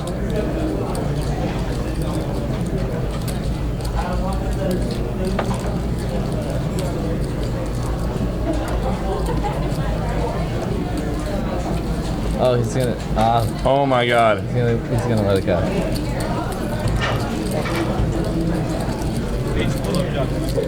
Wow. Wow. Did David think he had a full house? That almost seems more likely than David just. No, I think it was a bet sizing. You think he missed turn Trip Jackson to a bluff? Yeah, I think so. John only bet 85. Do we need to be turning our hand to a bluff there? Well, I think the 85 into what 400 something. I think it could. Maybe David just thought it looked like a weak bet. We're gonna know in 20 minutes. Why don't we just turn our hand over? Because well, let's think about it this way. If if from John's perspective, he could probably get value from a hand jack. like a jack or a 9. So why would he bet so small 85? Why don't you just bet like at least half the pot? No, I don't like John. I don't like John sizing. I don't like John sizing at all. But I don't even like David. What? I think David turned his hand into a bluff, knowing that he turned it into a bluff. We're gonna give him the benefit of the doubt. I'm gonna give him. We're gonna find out. We have that one, and we got to find out if John knew he folded a full house. Apparently, we. David is telling me that he turned his hand into a bluff. He just told you just now? He messaged me. He messaged me earlier. I didn't know what he was talking about. How can he hear us? Wait. Oh yeah. We're on a delay. He messaged me. He says, "Watch me turn my jack blocker into a bluff." I had no idea what the hell he's talking about, and that's got to be the hand he's referring to. But John showed the 8's full when he folded, so David could easily say that after he sees the hand. That's what I'm saying. Like, he could easily be like, "Oh no, like I should have done a bluff." I don't know, man. All right, we say it's obviously a bluff. Crazy. Yeah, I don't know. People oopsie sometimes. Yeah. People accidentally do the right thing for the wrong reasons. Or maybe David's just that level wizard. Like, hey, there's only one jack on the left in the deck, so it's hard for this guy to have. I mean, he doesn't have quads. Because no one ever has quads in PLO, even though people always have quads in PLO. David did not have a full house. No, he had 3 jacks. He had 3 jacks. You have to use 2 cards in Omaha.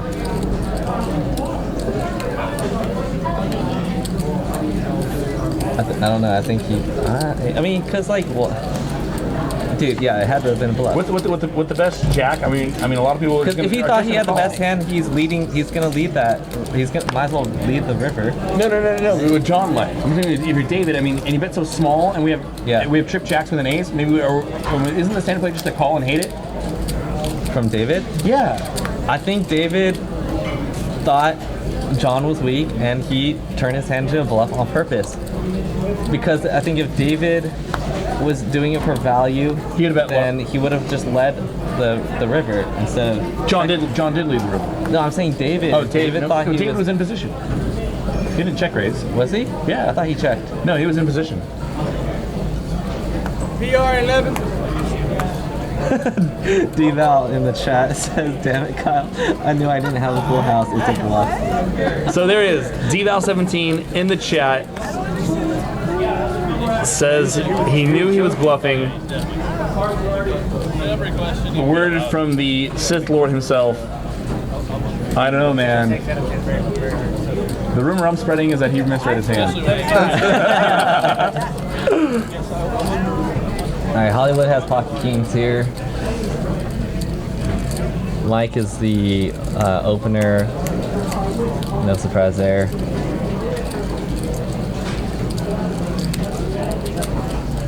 I believe you, David. I believe you, David. I was saying that I think you turned your hand into a bluff on purpose.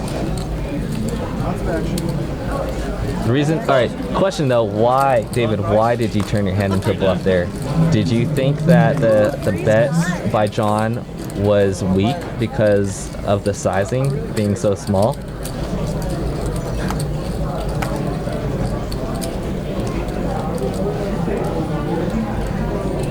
Master C says it's the sizing. It was the sizing tip off combined with the jack blocker.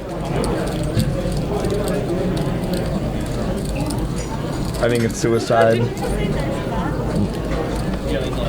Mike has a flush draw. David's got top pair, top kicker, and Hollywood's got 2 pair.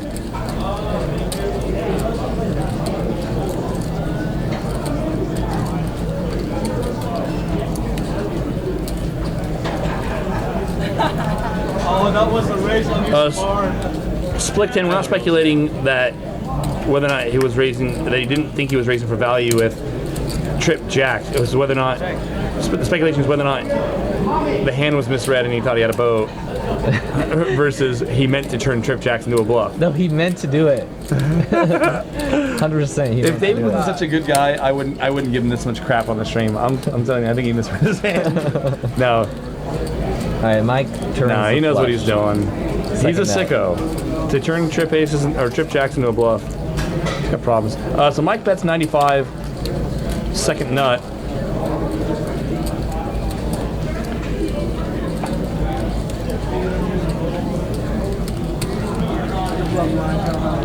PLO, the great thing about it, you see people angrily fold 2 cards and hold them, or PLO, you can do it 4 times.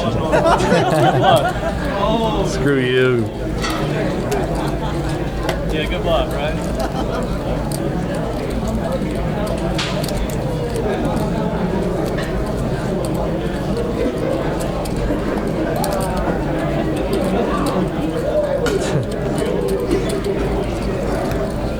Hey, Phil, I think he thought he had the nuts, but turned his hand into the non-nuts for the win. We'll never know.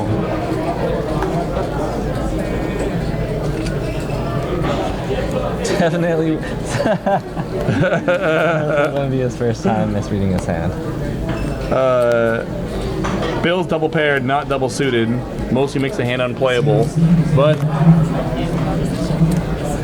Bill wants to play pot. yeah, preferably when we're playing double paired hands, we also want to be double suited. And if we're not double suited, we want to be playing big pairs. 10-10, 3-3. It's just going to be really hard to overset someone.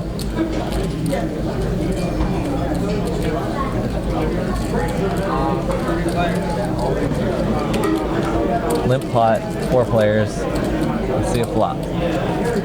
Hollywood flops the middle set. Where did Hollywood's hand go? In the muck. Really? Yeah, he didn't play it. That sucks.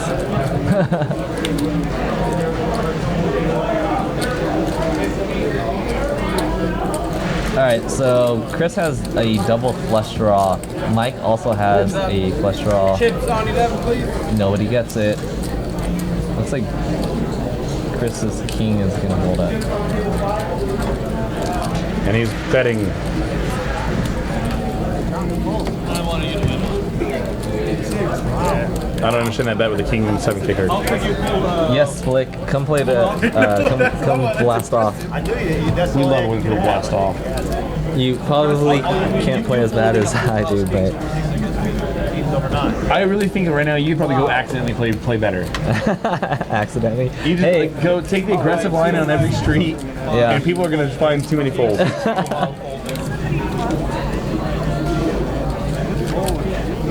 The joke is that Kyle's actually a PLO wizard, and he finished second to Ryan LaFlame for the race. No one remembers who ever comes in second in any of these events. I was pretty jealous about that. Yeah. Can't believe he showed up tonight. Just kidding. Split asked how tilted was I when the guy called me Queen? It's whatever. What is this? The tournament. And I told you I squeezed, yeah. I squeezed the King 4. Yeah. That happens.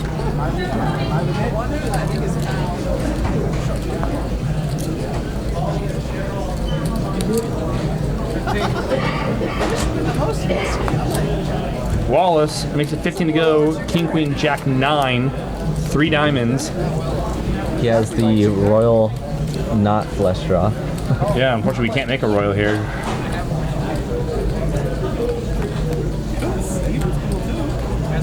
King 8 deuce. David flops 3 pair. Should be check raising. Fish. Wallace bet 25, and we're David. We should be check raising. We're trying to get Wallace to put a stack in. Wallace only has 2 1/4 back. We want to check raise and leave Wallace roughly with a pot size bet back so we can get it in on the turn. What is David doing? Is he tanking? David check raised, Oh, okay. and now it's Wallace, his action. He calls the 85. And now you see he's got... You can't let that card over David, but with 3 pair, and he's only got like $100 back, we just send it. There's 210 in the pot. You just put the chips in, and if he's got the ace and the king, good for him. Yeah, Wallace doesn't have much behind, so kind of just gamble here. David, we can't check full 3 pair for any price. We can't check call.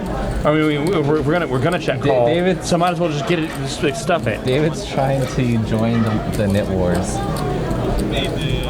Nope. He's not in love with it. Disregard the graphic. It's only 165 more. I don't think it's that much. It looks more like 1 1/4. Yeah. Wallace also has a straight draw. He was hoping to turn diamonds. He doesn't. Yeah, Jimmy, I wore the wrong shirt because today I'm advocating potting every hand.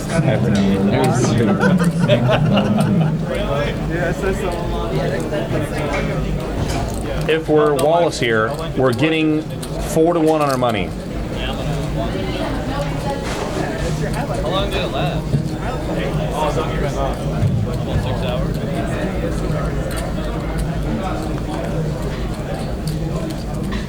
Oh, the graphics are off, guys. It's definitely not a 2.9K pot. No, it's just only like another 200 to call, or like 100 and a quarter. Yeah, there's probably about 200 in the pot right now. Wallace, plus David's and Wallace bet. has got to figure that David has a set here.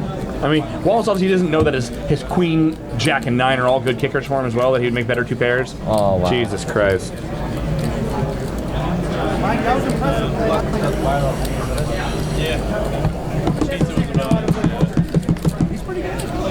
Because reasons.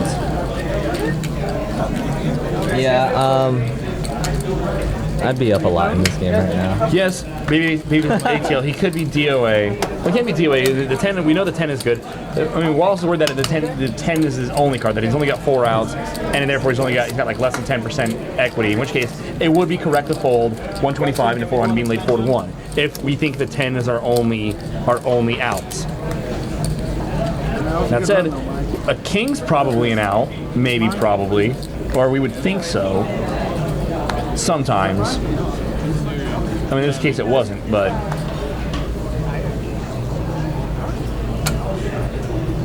Oh wait, that green one on top. That's If Wallace figures that he's only got 4 10s to draw to, then he's not being laid the right price to call. I don't know. I just don't play that short.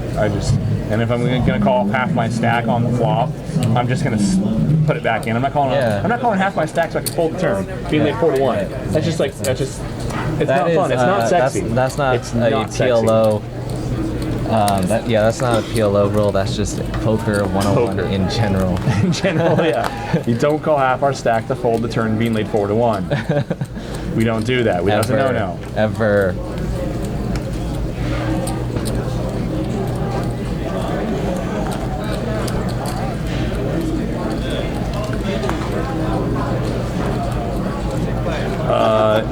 Mike opens to 20 with Jack 1040s. Jesus Christ, Mike. Just like, why? He's, oh, God. Flops top pair. Top pair, backdoor straight draw, backdoor flush draw.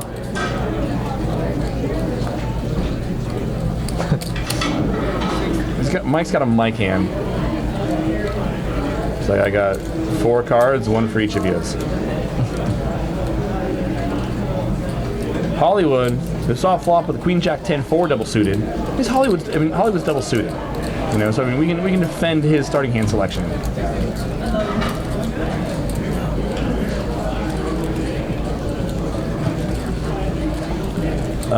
John bets 60 here.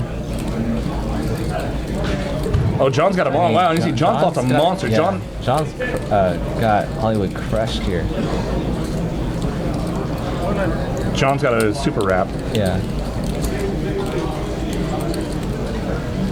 I don't know if Hollywood can continue. And there it is. Oh, that's straight versus straight. Chop up. Both players just gonna chop up the nuts. It's a sick river for John.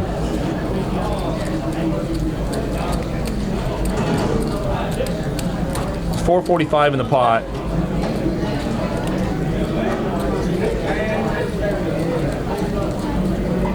And he bets really small.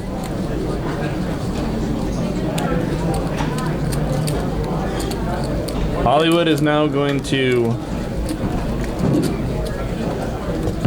probably click back. 445 in the pot, he bets 150. This looks like almost might be a blocker bet. So if I'm Hollywood here, I'm sitting with a nut. Oh, don't have our opponents also have the nut? He has to pot it, right? No, because we're thinking that our opponent now he might be he made like a blocker bet with like a set here. We want to price him to calling, so maybe like click back smaller.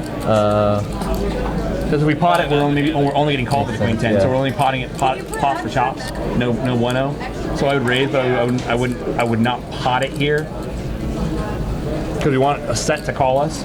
If we pot it here, a set's folding. What's the bet? And then I'd raise like 200 more. Do you just then now at that point with our spit stacks, then you pot it. Oh. So Hollywood makes it 480 to go. Now if you're John, now you jam. Hollywood calls, chop it up. No, but if I'm Hollywood there, I make it like he bets 150. I make it like 350. I bet like 200 more. Try to price a set into cry calling.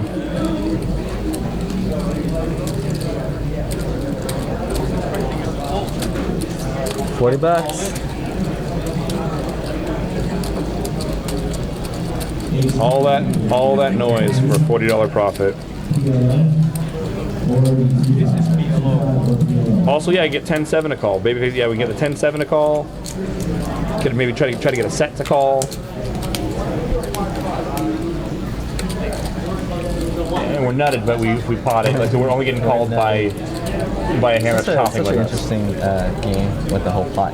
Like, how do they know how much is in the pot too? Like when they bet. You should yourself be calculating. I mean, I do when I'm playing like hold on, but same concept. it just seems. That's our stream for tonight, guys. Welcome back, PLO. We love spreading PLO in the room. Right now, there's 2 tables going. PLO runs here 3 times a week, 4 times a week. A lot of cash games going on. Great to have Ryan LaPlante here, bracelet winner, talking some PLO tournament strategy with us, as well as cash game strategy. Scott Ball in the house. Ought to be some good games tonight. Yeah, no, this place is always awesome. A lot of action. I might play PLO very soon, so the game's gonna get a lot juicier. Dude, you get the itch. It's gonna get real. I love it. Good luck in Jacksonville. Thank you. WPT Deep Stacks. Follow him on all social media. Cali Kid. Cali Kid, CALI_kid with 4 Ds on Instagram, and Kyle K_poker on Twitter. And you can follow him, but it's not that interesting. It's not that interesting. I'm not a big social media presence. But what are you gonna do here this weekend in SAC? Is there a tournament here? There might be some WPT action going on. I don't know if I can squeeze in WPT. 4 bullets. All the bullets. I'm going for it. I'm going for it in Jacksonville. That's our show tonight, guys. Thanks for tuning in. Tune in Monday. We're back, I believe, for 5-5 no limit hold'em. Yeah. Peace.